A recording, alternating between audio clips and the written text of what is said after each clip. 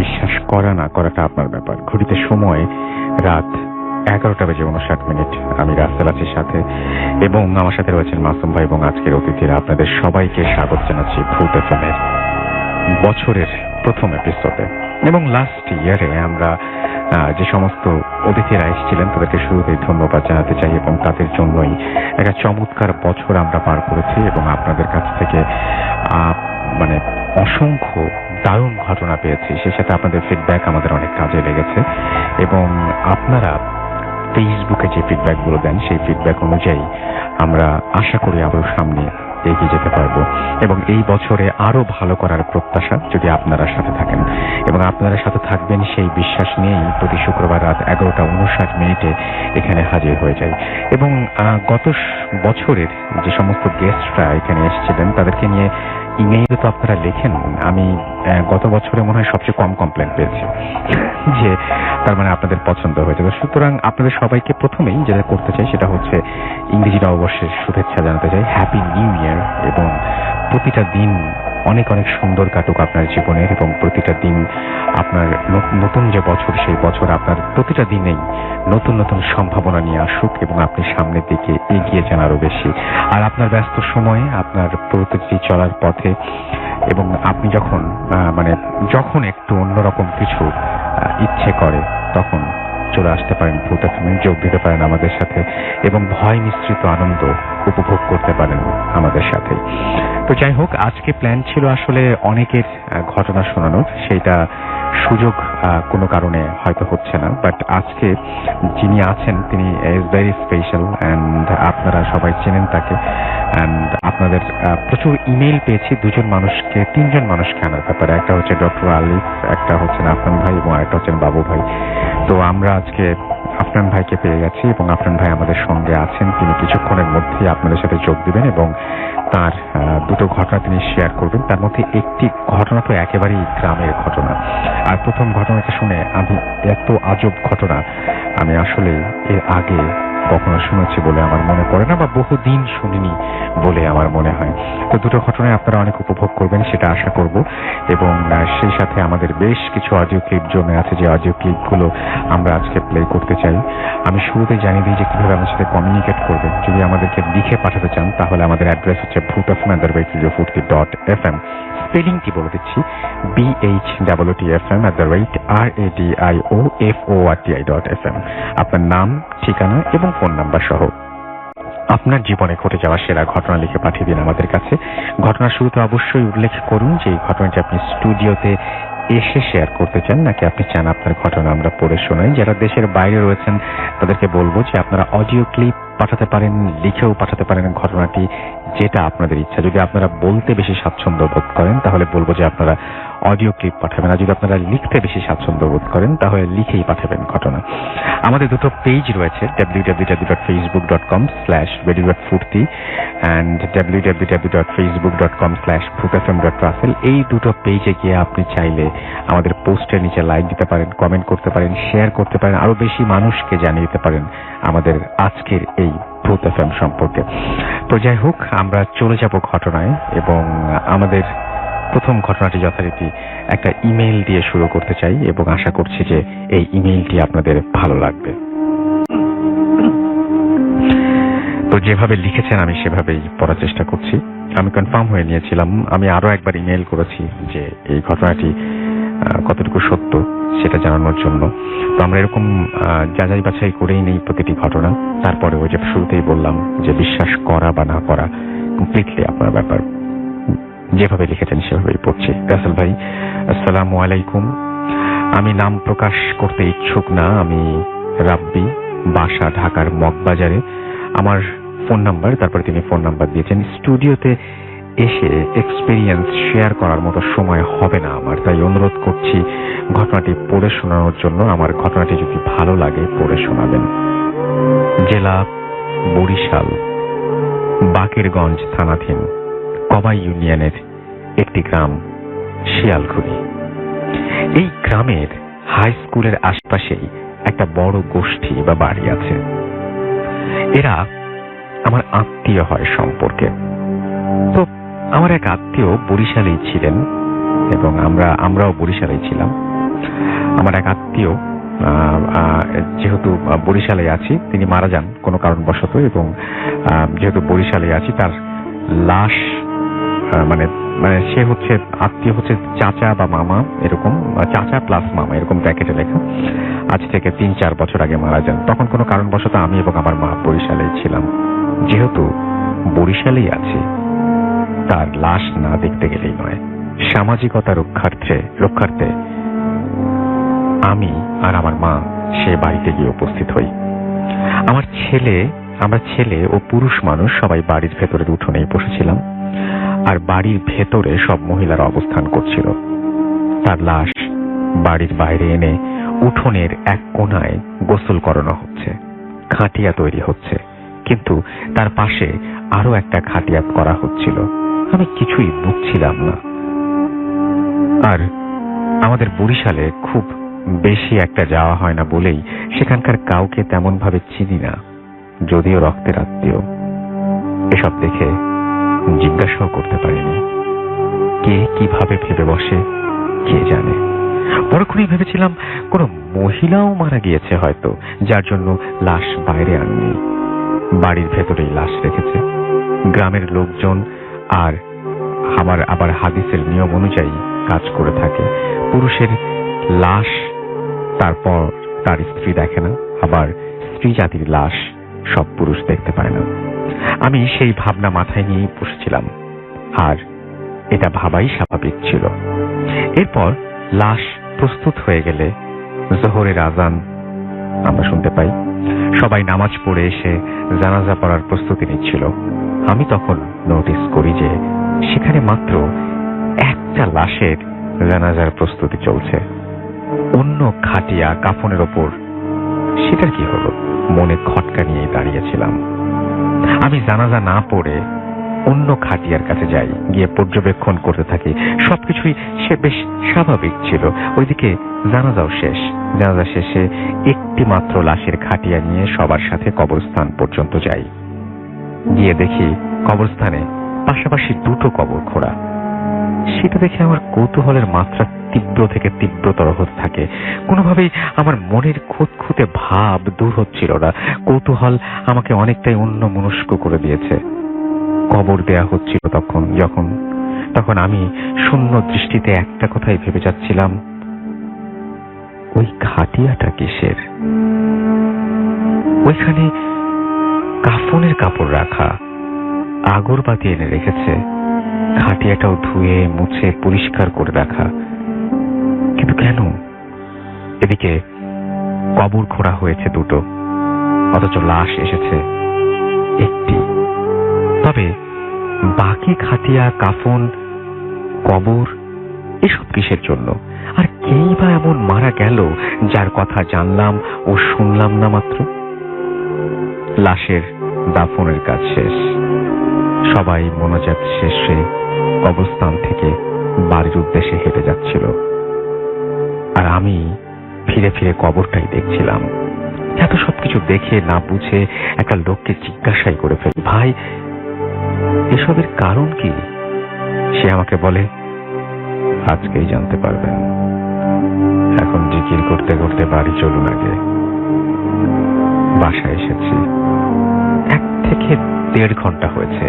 মাত্রই আমার আর এক আত্মীয় স্বজন যার দাফন হয়েছে তার আপন ছোট ভাই মারা গেলেন। যিনি মারা গেছেন তিনি হঠাৎই মারা গেছেন, এবং তিনি তার বড় ভাইয়ের জানাজাও পড়েছিলেন। পরবর্তীতে দ্বিতীয় খাটিয়ায় করে তাকে নিয়ে যাওয়া হয় এবং পাশের কবরে শায়িত করা হয়।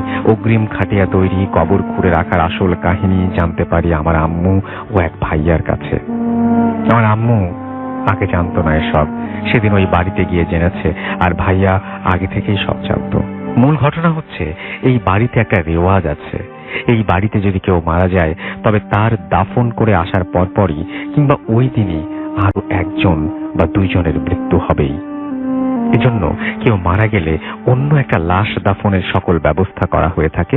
অনেক অনেক বছর আগে থেকেই নাকি এইরকম মৃত্যু হয়ে আসছে।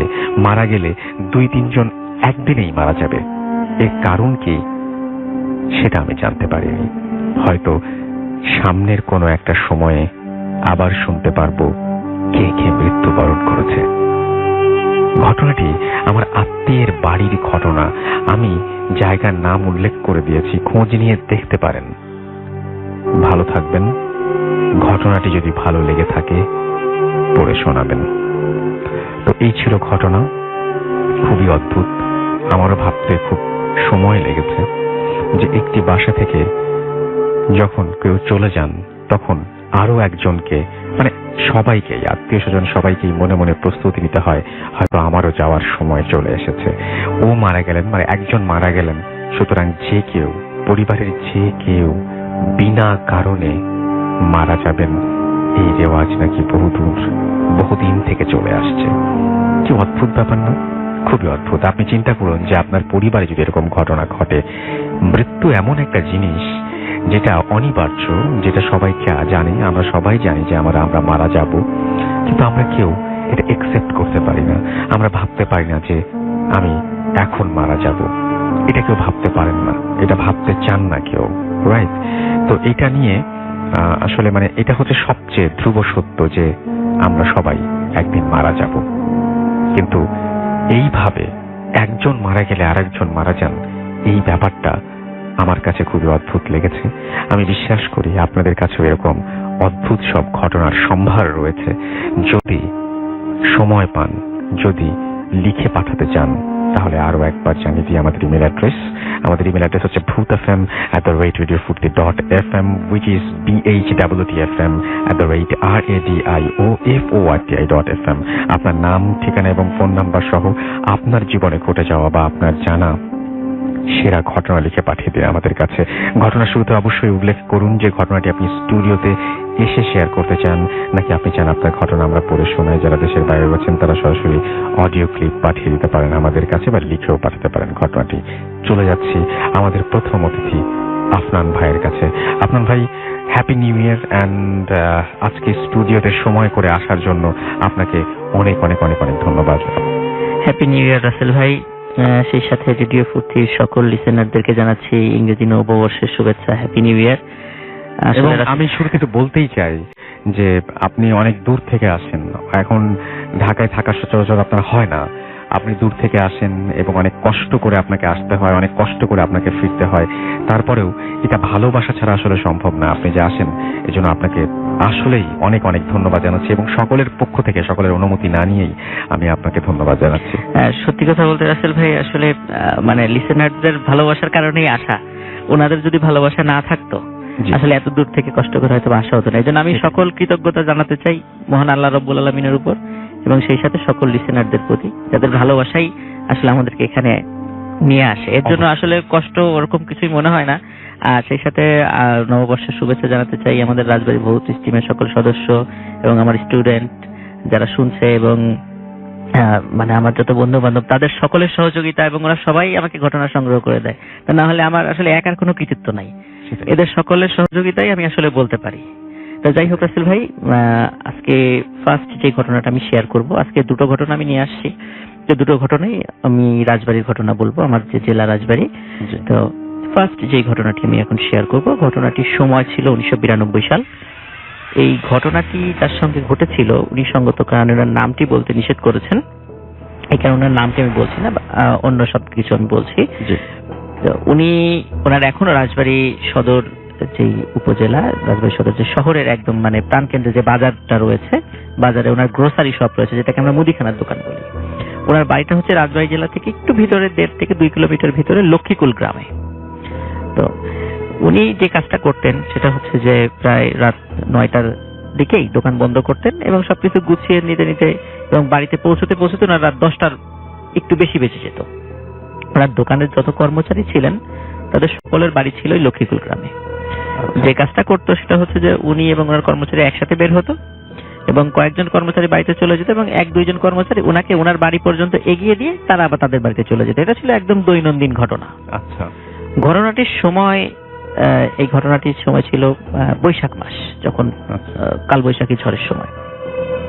ওই দিন মানে বিকালের দিকে একজন অদ্ভুত চেহারার একজন লোক আসেন ওনার দোকানে, এসে বলেন যে ভাই, আপনার দোকানে তো বিশেষ করে মুদিখানার দোকানে অনেকেই তাবিজ লেখার সরঞ্জাম নিতে আসেন, তো আমার কাছে একটা জিনিস আছে, আপনি যদি এটা রেখে দেন তো ভালো হয়, তাহলে বিক্রি করে আমাকে টাকাটা দিবেন বা আপনি কিনে রেখে দেন আমার কাছ থেকে।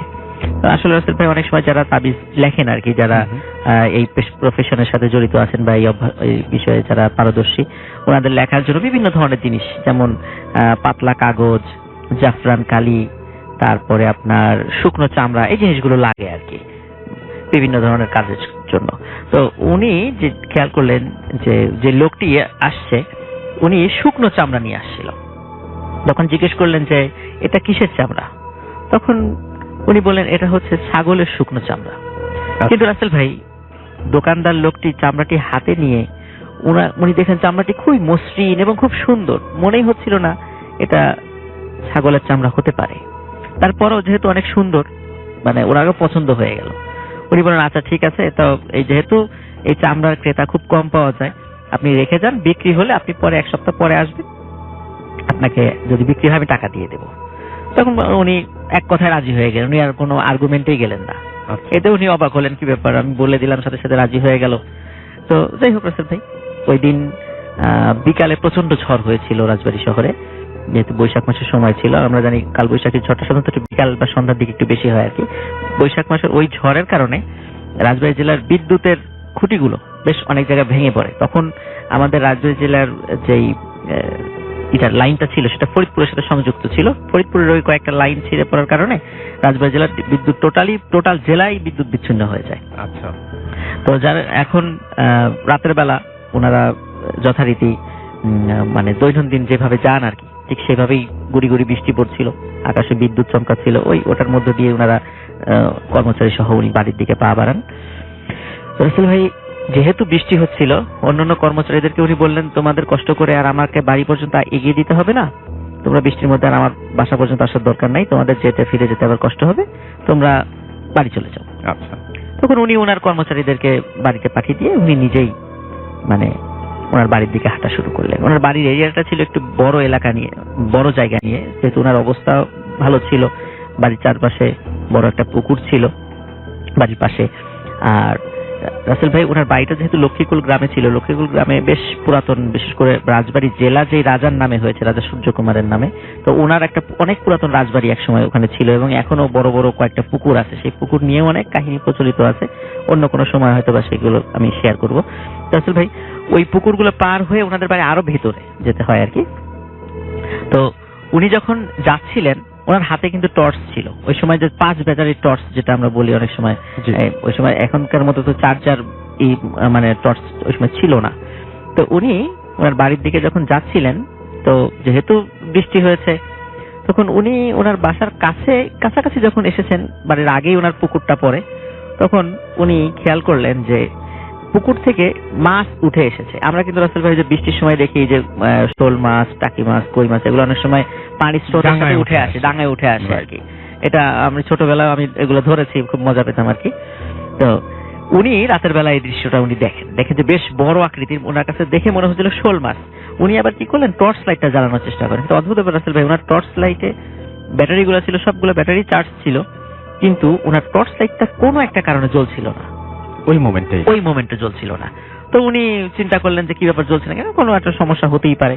এই চিন্তা করে উনি আর টর্চ লাইটের দিকে মানে মনোযোগ না দিয়ে উনি চিন্তা করলেন যে মাছগুলো যেহেতু আমার সামনে আছে, আমার কাছে তো একটা ব্যাগ আছে, আমি ব্যাগের মধ্যে মাছগুলো একটু উঠিয়ে নিই, ভরে নিয়ে যাই আর কি। তো যেই ভাবা সেই কাজ, উনি বেশ 10-12টা মাছ উনি ওর ভিতরে উঠানোর পরে তো উনি বাড়িতে চলে যান। বাড়িতে যাওয়ার পরে ওনার স্ত্রীকে বলেন যে এই মাছগুলো রান্নাঘরে নিয়ে রেখে দিতে, সম্ভব হলে এখনই সেগুলো কুটে ফেলতে। এখন রাসেল ভাই উনি ওনার স্ত্রীর কাছে মাছের ব্যাগটি দিয়ে উনি যখন ওনার রুমে প্রবেশ করেন এবং যখন একটু ড্রেস চেঞ্জ করছিলেন, কিছুটা ভিজে গেছিলেন যেহেতু বৃষ্টিতে, হঠাৎ রান্নাঘর থেকে মানে প্রচন্ড শব্দে ওনার স্ত্রীর এক আর্তনাদ ভেসে আসে ওনার কানে, এবং বাড়ির অন্য সদস্যরা মিলেও দৌড়ে রান্নাঘরের দিকে ছুটে যান। দেখেন যে ওনার স্ত্রী সেন্সলেস হয়ে পড়ে আছে এবং যে ব্যাগটা, মাছের ব্যাগটা ছিল, সেই ব্যাগে একটি মাছও নেই। তখন সবাই মিলে তাড়াতাড়ি করে ওনার স্ত্রীকে মানে পারিছিটা দিয়ে বিভিন্ন প্রক্রিয়া করে ওনার স্ত্রীর জ্ঞান ফিরানো হয়। তো স্ত্রীর জ্ঞান ফিরানোর পরে তখন তাকে জিজ্ঞেস করা হয় আসলে ঘটনাটি কি ঘটেছিল। তখন ওনার স্ত্রী বলেন যে উনি মাছের ব্যাগটি নিয়ে যখন রান্নাঘরে এসেছেন এবং একটি একটি করে মাছ বের করবেন এই চিন্তা করে মনে করেন যে কেবল মানে একটা হাত মানে ব্যাগের মধ্যে দিয়েছেন, হঠাৎ করে ওনার মনে হয়েছে কেউ যেন খপ করে ওনার হাতটা চেপে ধরেছে। আচ্ছা, তখন উনি চিন্তা করেছেন যে হয়তোবা কোনো মাছ হয়তোবা আমাকে মানে কামড় দিয়েছে। এই চিন্তা করে উনি ব্যাগের মুখটা খুলে দেখতে গিয়েছেন আসলে কি হলো। যখনই রাসেল ভাই উনি ব্যাগের মুখটি খুলেছেন, দেখে যে ওখানে একটি মাছও তো নাই, বরং সেখানে রয়েছে বাচ্চাদের মানে আঙ্গুলের মাথা থেকে শুরু করে কোনোই পর্যন্ত এই হাত, কাটা হাত, প্রায় 15-16টা কাটা হাত ওই ব্যাগের মধ্যে রয়েছে এবং ওই একটা হাতই খপ করে ওনার হাতটা চেপে ধরেছে। আচ্ছা, তখন উনি ওই দৃশ্য দেখে সাথে সাথে সেন্সলেস হয়ে পড়ে যান চিৎকার করে। মানে এতটুকুই ওনার মনে আছে, পরে আর কিছু মনে নাই। পরে এসে আর কোনো মাছ তো ছিলই না। তখন সবাই বললেন যে রাতের বেলায় এভাবে মাছ নিয়ে আসতে হয় না, মাছ নিয়ে আসলে এরকম ভয়ঙ্কর কিছু হতে পারে। সবাই মানে এইভাবে ওই যে দোকানদার যেই আঙ্কেল আর কি ওনাকে একটু ভৎসনা করলেন। আচ্ছা, উনি চিন্তা করলেন হয়তো এরকম একটা ঘটনা হয়ে গেছে, প্যারানরমাল একটা ঘটনা, এই ঘটনা এখানেই শেষ, উনি এটাই মনে করেছিলেন। এটা ছিল সবে শুরু মাত্র। তো এর ঠিক পরের দিন উনি যখন রাতের বেলা বাড়িতে ফিরছিলেন, বাড়িতে ফেরার পর ওই দিন আবার সব ওনার কর্মচারীরা ওনার বাড়ি পর্যন্ত এগিয়ে দিয়েছিল, যেহেতু আগের দিন একটা দুর্ঘটনা ঘটে গেছে। এই জন্য ওই দিন একদম বাড়ি পর্যন্ত এগিয়ে দিয়ে গেছে। কিন্তু বাড়ি পর্যন্ত এগিয়ে দেওয়ার পর উনি যখন বাড়ির বাইরের ওনার টিনের গেট ছিল, টিনের গেটটা খুলে যখনই ভিতরে ঢুকেছেন, দেখে উঠোনে 15-20টা বাচ্চা খেলাধুলা করছে। আচ্ছা, এবং অদ্ভুত ব্যাপার হলো ওই বাচ্চাগুলো সবার মাথা অস্বাভাবিক রকমের বড় এবং চ্যাপ্টা প্রকৃতির। এবং ওই সময় মানে চাঁদের আলো, যেহেতু মানে ঝড়ের সময় চাঁদের আলো ওই সময় ছিল না, একটু বিদ্যুৎ চমকাচ্ছিল। বিদ্যুৎ চমকার আলোতে উনি যতটুকু দেখলেন সেটা হচ্ছে যে প্রত্যেকের চেহারা খুবই অদ্ভুত প্রকৃতির এবং সবার চোখগুলো অনেক বড় বড়। তো উনি দৃশ্য দেখে কিছুটা একটু ভয় পেলেন এবং চিন্তা করেন যে এই ধরনের বাচ্চা তো আমাদের গ্রামে আমি কখনো দেখেছি বলে মনে পড়ে না। তখন উনি জিজ্ঞেস করেন, এই তোমরা কারা? যখনই এভাবে বলেছে, সবাই ওই বাচ্চা 15-20টা বাচ্চা সবাই দৌড় দিয়ে মানে মনে হলো মানে বেড়া টপকিয়ে লাফিয়ে লাফিয়ে বেড়া টপকিয়ে চলে গেল ওই পাশে। এবং ঘন অন্ধকার ছিল, ওই পাশে জঙ্গল ছিল, কিন্তু ওরা কোথায় গেল? উনি এইটা দেখে খুব মানে ভয় পেয়ে গেলেন। উনি সাথে সাথে তাড়াতাড়ি টর্চ নিয়ে বের হলেন। ওনার হাতে টর্চ ছিল, তখন টর্চ জ্বালিয়ে জঙ্গলের দিকে খেয়াল করলেন যে ওখানে কিচ্ছু নাই। উনি চিন্তা করেন কি ব্যাপার, এত তাড়াতাড়ি বাচ্চাগুলো কোথায় গেল? তখন উনি চিন্তা করলেন যে আসলে আমাদের বাড়িতে হচ্ছেটা কি, গতকালকে ঘটনা ঘটলো, আজকে এটা। তো উনি চিন্তা করেন হয়তো কোনো বাচ্চা আসতেও পারে। তো উনি আবার ওনার বাড়িতে ওনার স্ত্রীকে বললেন, বাড়ির অন্য সদস্যদেরকে বললেন যে এখানে বাচ্চা খেলাধুলা করছে, তোমরা দেখেছো কি? সবাই এক বাক্যে বললেন, কই না তো, আমরা তো এই ধরনের কোনো কিছুই খেয়াল করি নাই, বা এরকম বাচ্চা খেললে তো আমরা টের পেতাম, এটা তোমার মনের ভুল, বা এই সমস্ত বলে মানে তাকে এই কথা বলে দিল। কিন্তু উনি জানেন আসলে এটা তো তার মনের কখনোই ভুল ছিল না, উনি যেটা দেখেছেন উনি ঠিকই দেখেছেন। আসল ভাই, এর ঠিক পরের দিন থেকে আর একটা নতুন উৎপাত শুরু হলো। সেটা হলো রাতের বেলা যখন ওনারা ঘুমিয়ে থাকেন, রাত ঠিক 1টা কি 2টোর দিকে ওনার টিনের চালে মনে হয় কে যেন ধূপধাপ করে এক পাশ থেকে আরেক পাশে চলে যায়। তখন স্বাভাবিকভাবে আসলে গ্রামে কিন্তু ওই যে এক ধরনের প্রাণী আছে যেগুলাকে আমরা মানে শুদ্ধ বাংলায় যেটাকে আমরা গন্ধগোকুল বলি, আর আঞ্চলিক ভাষায় বিভিন্ন জায়গায় বিভিন্ন নামে ডাকে। কোন অঞ্চলে খাটাস, কোন অঞ্চলে নেইল, এই ধরনের শব্দে এই প্রাণী ডেকে থাকে। তো ওনারা চিন্তা করেছেন হয়তো বা এই ধরনের প্রাণী হবে যে রাতের বেলা এখান দিয়ে যাচ্ছে। কিন্তু রাসেল ভাই, কিন্তু ওই ধরনের প্রাণীর যেই আকৃতি অনুযায়ী যেই ধরনের শব্দ হওয়ার কথা, তার থেকে আরো 5-6 গুণ বেশি শব্দ হয়। তার মানে ওর থেকে বড় কিছু। তো ওনারা 1-2 দিন এটা মানে অবজারভেশন করার পর ওনারা চিন্তা করেন আমরা একটু যখনই শব্দ হয় বাইরে গিয়ে দেখবো জিনিসটা কি। একদিন আসল ভাই মানে 3 দিনের দিন যখন এই মানে 2 দিন অবজারভেশন করার পরে 3য় দিন যখন রাতে যখনই শব্দ শুনেছে, ওনার বাড়ির 3-4 জন সদস্য দৌড়িয়ে দরজা খুলে বাইরে এসে যখন রাসেল ভাই টর্চ জ্বালিয়েছে, তখন দেখে যে একটা ছোট্ট বাচ্চা টিনের চালের এই মাথা থেকে ও মাথা দৌড়ে চলে গেল। এই দৃশ্য দেখার পরে সবাই বুঝে ফেললো যে আসলে তাদের বাড়িতে যে ঘটনাটা ঘটে চলছে এটা স্বাভাবিক কোনো কিছু নয়, এটা কোনো কাকতালীয় ব্যাপার নয়, এটা মানে নিয়মিতভাবে ঘটে চলছে এবং নিশ্চয়ই কোনো কারণ আছে এই ঘটনাটা ঘটার পিছনে। কিন্তু এই কারণটা যে কি কিছুতেই মানে কেউ এটা ফাইন্ড আউট করতে পারছিল না। তো তো একদিন রাসেল ভাই যেটা হলো সেটা হলো যে ওনার দোকানে একজন হুজুর আসলেন। হুজুর এসে বললেন যে তোমার কাছে শুকনো চামড়া হবে, তাবিজ লেখার জন্য আমার লাগবে। তখন উনি চিন্তা করলেন যাকে কয়েকদিন পরে কাস্টমার পাওয়া গেছে, তো ওনাকে বলেন হ্যাঁ আছে, খুব ভালো চামড়া আছে। তখন তাকে উনি ওটা দেন এবং হুজুর ওটা নিয়ে বেশ খানিকক্ষণ মানে হাতে নাড়াচাড়া করেন, বলেন যে এটা কিসের চামড়া? তখন বলেন কেন, এটা তো খাসির চামড়া, খাসির শুকনা চামড়া। তখন বলেন এটা খাসির চামড়া, আমি তো এর আগেও অনেক চামড়ায় আমি তাবিজ লিখেছি, কই এরকম এত সুন্দর মসৃণ তো খাসির চামড়া আমি তো কখনো পাইনি। তো যাই হোক তুমি এটা দিয়েছো, এটা খুবই ভালো হয়েছে, তো আমি এটা নিয়ে যাচ্ছি। তো ভালো মানে যেই দামই বলেছেন ওনার হুজুরের খুব পছন্দ হয় জিনিসটা, এই জন্য দাম নিয়ে উনি কোনো কার্পণ্য করেন নাই, দামটা দিয়ে উনি নিয়ে চলে গেছে। আচ্ছা, রাসেল ভাই পরের দিন সকালবেলা ওই হুজুর হন্তদন্ত হয়ে ওনার দোকানে ফিরে আসেন, বলছে যে আচ্ছা সত্যি করে বলো তো এই চামড়া তুমি কোথায় পেয়েছো? তখন বলে যে কেন, এটা জেনে আপনার কি দরকার? কারণ না, বলো দরকার আছে, কারণ এটা নিয়ে আমার সাথে একটা ভয়ঙ্কর ঘটনা ঘটে গেছে। তখন বলে কি ঘটেছে? তখন বলে যে রাত্রে উনি যখন ওই চামড়ার উপরে মানে তাবিজ লেখা শুরু করেছেন, উনি মানে ফিল করছিলেন যে ওনার আশেপাশে মানে মনে হচ্ছে অনেক কেউ দৌড়াদৌড়ি করছে, ছোট বাচ্চা দৌড়ালে যেরকম শব্দ এরকম কেউ দৌড়াদৌড়ি করছে। তখন উনি চিন্তা করলেন যেহেতু উনি তাবিজ লেখেন, অনেক সময় জিন ভূত তাড়ান, এই জন্য হয়তো বা কোনো দুষ্ট জিন ওনাকে ডিস্টার্ব করছে, উনি এই চিন্তা করেন আর এটা চিন্তা করে এমনি নর্মালি দোয়া পরে উনি ফু দেন। এখন এরপরে রাসেল ভাই মানে ওই হুজুর যখন তাবিজ লেখা চালিয়ে যাচ্ছিলেন, হঠাৎ করে ওনার ঘাড়ে মানে প্রচন্ড একটা কামড় উনি অনুভব করেন, যে হঠাৎ করে ওনার ঘাড়ে প্রচন্ড কামড়, এবং উনি ওই কামড়ের যন্ত্রণা সহ্য করতে না পেরে সেন্সলেস হয়ে পড়ে যান।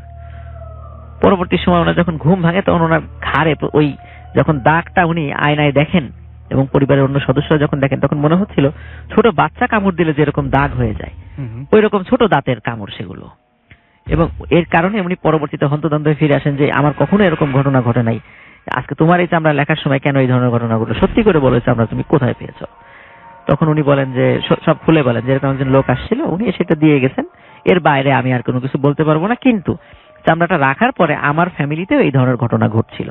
আচ্ছা, তখন ওই হুজুর বলেন যে এই চামড়া তুমি এক্ষুনি দোকান থেকে সরিয়ে ফেলো এবং এটি নদীতে গিয়ে ফেলে দাও। আসলে আমাদের রাজবাড়ী শহর থেকে 1 থেকে 1.5 কিলোমিটার দূরে পদ্মা নদী রয়েছে। তখন উনি যেটা করেন, উনি ওই হুজুরের কথা শুনে ওই চামড়াটি উনি নদীতে গিয়ে ফেলে দেন। তো ফেলে দেওয়ার পরে আসলে আরেকটা কথা আমি বলতে ভুলে গেছি, সেটা হচ্ছে যে ওই চামড়াটা রাখার পরে ওনার দোকানের বেচা কেনা অস্বাভাবিক রকমের কমে গিয়েছিল। আচ্ছা, মানে ওনার দোকানে দেখে কোনো মানে রেগুলার যারা কাস্টমার তারা অন্য দোকান থেকে মাল কিনছে, কিন্তু ওনার দোকানে কেন জানে আসছে না। তো উনি খুব অবাক হচ্ছিলেন, কি ব্যাপার, মানে আমার দোকানে কেউ আসছে না কেন? তো এটা উনি একটু সন্দেহের মধ্যে ছিলেন যে কেন আমার দোকানে লোক হচ্ছে না কেন। তো যাই হোক উনি যখন চামড়াটি ফেলে দিলেন, এরপর থেকে ওনার বাড়িতে এই যে এই চালের উপর যে শব্দ বা এই ধরনের কোনো প্যারানরমাল বিষয়গুলো বন্ধ হয়ে যায়। তো উনি চিন্তা করেন যাক ঝামেলা গেছে, আপদ বিদায় হয়েছে। তো রাসেল ভাই এই ঘটনার সপ্তাহখানেক পর উনি যখন রাতের বেলা ওনার বাড়িতে আবার ফিরছিলেন, হঠাৎ ওনার গেটের কাছে উনি দেখেন যে চাদরে মাথা ঢাকা এবং সারা শরীর মোড়ানো একজন ব্যক্তি দাঁড়িয়ে আছে। তখন উনি বলেন কে? যখনই কে বলে তখন ওই লোকটি দৌড়ে চলে যায় জঙ্গলের দিকে। জঙ্গলের ওখানে ঘন জঙ্গল, মানে ঝোপঝাড় আর কি, ওখান দিয়ে বেরোনোর কোনো পথ নাই, কিন্তু ওই ভিতরে চলে যায়। তখন উনি এটা দেখে চিন্তা করেন যে এটা কে আসলো, এটা দেখে উনিও ভয় পান যে আবার নতুন করে কোনো সমস্যা শুরু হলো কিনা এরকম। রাসেল ভাই সরি, তো এরপরে উনি চিন্তা করেন যে না, আমার দোকানের কর্মচারীদেরকে এরপর থেকে বলবো আমাকে একদম যেন বাসার ভিতরে নিয়ে ঢুকিয়ে দিয়ে আসে। রাসেল ভাই মানে এরপরে ওনার কর্মচারী ওনার বাসার ভিতরেই ঢুকিয়ে নিয়ে মানে দিয়ে আসতো, মানে গেটটা পার করে দিয়ে আসতো। এখন রাসেল ভাই এর পরে যে ঘটনাটা ঘটে সেটা হলো যে গেট পার করে ভিতরে ঢুকেছে, হঠাৎ করে দেখে ওনার দরজার সামনে কে যেন বসে রয়েছে, ওই যে চাদর পরা। তো যখনই বলে কে, তখনই সে লাফ দিয়ে ওই যে ঠিক যেমন ওই বাচ্চারা যেমন টিনের গেটটা টপকিয়ে খুব মুহূর্তের মধ্যে চলে গিয়েছিল, ঠিক উনি এরকম লাফ দিয়ে চলে যান। এটা দেখে উনি বুঝতে পারেন যে এটাও স্বাভাবিক কিছু না, এটাও অস্বাভাবিক কিছু। তো এরকম রাসেল ভাই প্রায়শই ওনার সাথে ঘটতে থাকে এবং বাড়ির সদস্যরাও টের পান যে রাতের বেলা ওনার বাসার চারপাশ দিয়ে কেউ যেন ঘোরাঘুরি করছে। রাসেল ভাই একদিন উনি চিন্তা করেন যে যেভাবেই হোক এটাকে ধরতে হবে, মানে উনি একটু সাহস করেন যে এভাবে আর চলতে পারে না, এটা নিশ্চয়ই কোনো মানুষ নতুন করে আমার সাথে দুষ্টামি শুরু করেছে, এরকম উনি চিন্তা করেন। রাসেল ভাই এরপরে একদিন উনি আসছেন, তো সেদিন আর বাড়ির সামনে না, ওই দিন আবার কোনো কারণে উনি দাওয়াত খেয়ে এক জায়গা থেকে ফিরছিলেন। ওই সময় বেশ রাত হয়ে যায় বাসায় ফিরতে ফিরতে। তখন পথিমধ্যে দেখে এরকম চাদর পরা একজন লোক দাঁড়িয়ে আছে। তখন বলে, এই কে? তখন ওই চাদর পরা লোকটি তখন আর পালায় না, তখন আস্তে আস্তে সামনে এগিয়ে আসে। সামনে এগিয়ে এসে বলে, সামনে এগিয়ে এসে ওনার চাদরের চাদরটা ওনার মাথা থেকে সরিয়ে ফেলে। সরিয়ে ফেলার পর দেখে যে ওটা সেই লোক যে ওই চামড়াটি দিয়ে গিয়েছিল তার দোকানে। তখন সে বলে যে আমার চামড়া ফেরত দে। তখন বলে যে আমি চামড়া ফেলে দিয়েছি। তুই কেন ফেললি? আমার চামড়া ফেরত দিতে হবে। তখন বলে যে এটা কোনোভাবেই সম্ভব না, আমি নদীতে ফেলে দিয়েছি, বলে তোর অনেক ক্ষতি হবে। এটা বলেই রাসেল ভাই সে অদৃশ্য হয়ে যায়। তো ওই দিন রাতে রাসেল ভাই যে ওনার তো 3টা ছেলে সন্তান এবং 2টা কন্যা সন্তান ছিল, তো ওনার একটা সন্তান ঘুমের ভিতরেই মারা যায়। আচ্ছা, মানে কোনো তার শরীরে কোনো আঘাতের চিহ্ন ছিল না, কিছু ছিল না, ঘুমের ভিতরেই মারা যায়। এরপর থেকে রাসেল ভাই উনি আর কখনোই মানে সামনাসামনি কোনো ওই বাচ্চা বা ওই চাদর পরিহিত কোনো লোককে না দেখলেও উনি এখনো ঘুমের মধ্যে ওই চাদর পরিহিত লোককে স্বপ্ন দেখেন অস্পষ্ট ভাবে, এবং অনেক বাচ্চাদেরকে উনি দেখেন, ওই যে অদ্ভুত চেহারার বাচ্চাদেরকে উনি ঘুমের মধ্যে স্বপ্ন এখনো দেখেন। আচ্ছা, তো এখনো ওনার সাথে ঘটনাটা চলছে। তো যেহেতু ওনার সাথে এখনো ঘটনা চলছে, এই জন্য উনি নামটা বলতে আমাকে নিষেধ করেছিলেন যেন আমি নামটা না বলি। তো এটাই ছিল রাসেল ভাই আমার first story. Thank you so much. অনেক অসাধারণ একটা ঘটনা, এবং ঘটনার শুরুটা যেখান থেকে আমি প্রথমেই মানে ভাবতেও পারিনি যে কেউ মাছ নিয়ে আসবে বাসা থেকে এবং সেই মাছের ব্যাগের মধ্যে ছোট বাচ্চার হাত পাওয়া যাবে। এটা খুব অদ্ভুত একটা চিন্তা এবং একটা অদ্ভুত একটা ব্যাপার যে এইটা কিভাবে হতে পারে। আমি অনেক ভেবেও আমি মানে থাকে না যে কোনো ঘটনা বলার সময় আপনি পরে কি হবে কিছুটা আন্দাজ করতে পারেন, এটা একদম আন্দাজ ছাড়া ছিল আমার জন্য। আর পুরো ঘটনাটা আপনারা অনেকেই ফেসবুকে লিখছেন, ফেসবুকের কথায় আমি একটু পরেই ফিরে আসব, এবং আপনারা লিখছেন যে ঘটনাটি অনেক চমৎকার হয়েছে এবং সবাই নতুন বছরের শুভেচ্ছাও দিচ্ছেন। তো আমি ফিরে আসবো কিছুক্ষণ পরে ছোট্ট একটা বিরতি নিয়ে, একেবারেই ছোট্ট বিরতি। সো কোথাও যাবেন না, আমার সাথে থাকুন। স্টে টিউনড রেডিও ফুর্তি এফএম এন্ড ডিউ ফুর্তি। ফিরে আসছি 30 সেকেন্ডের বিরতির পরে।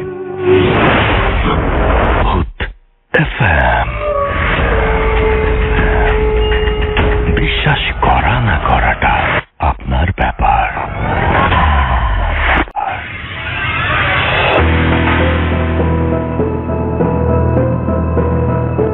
Welcome back.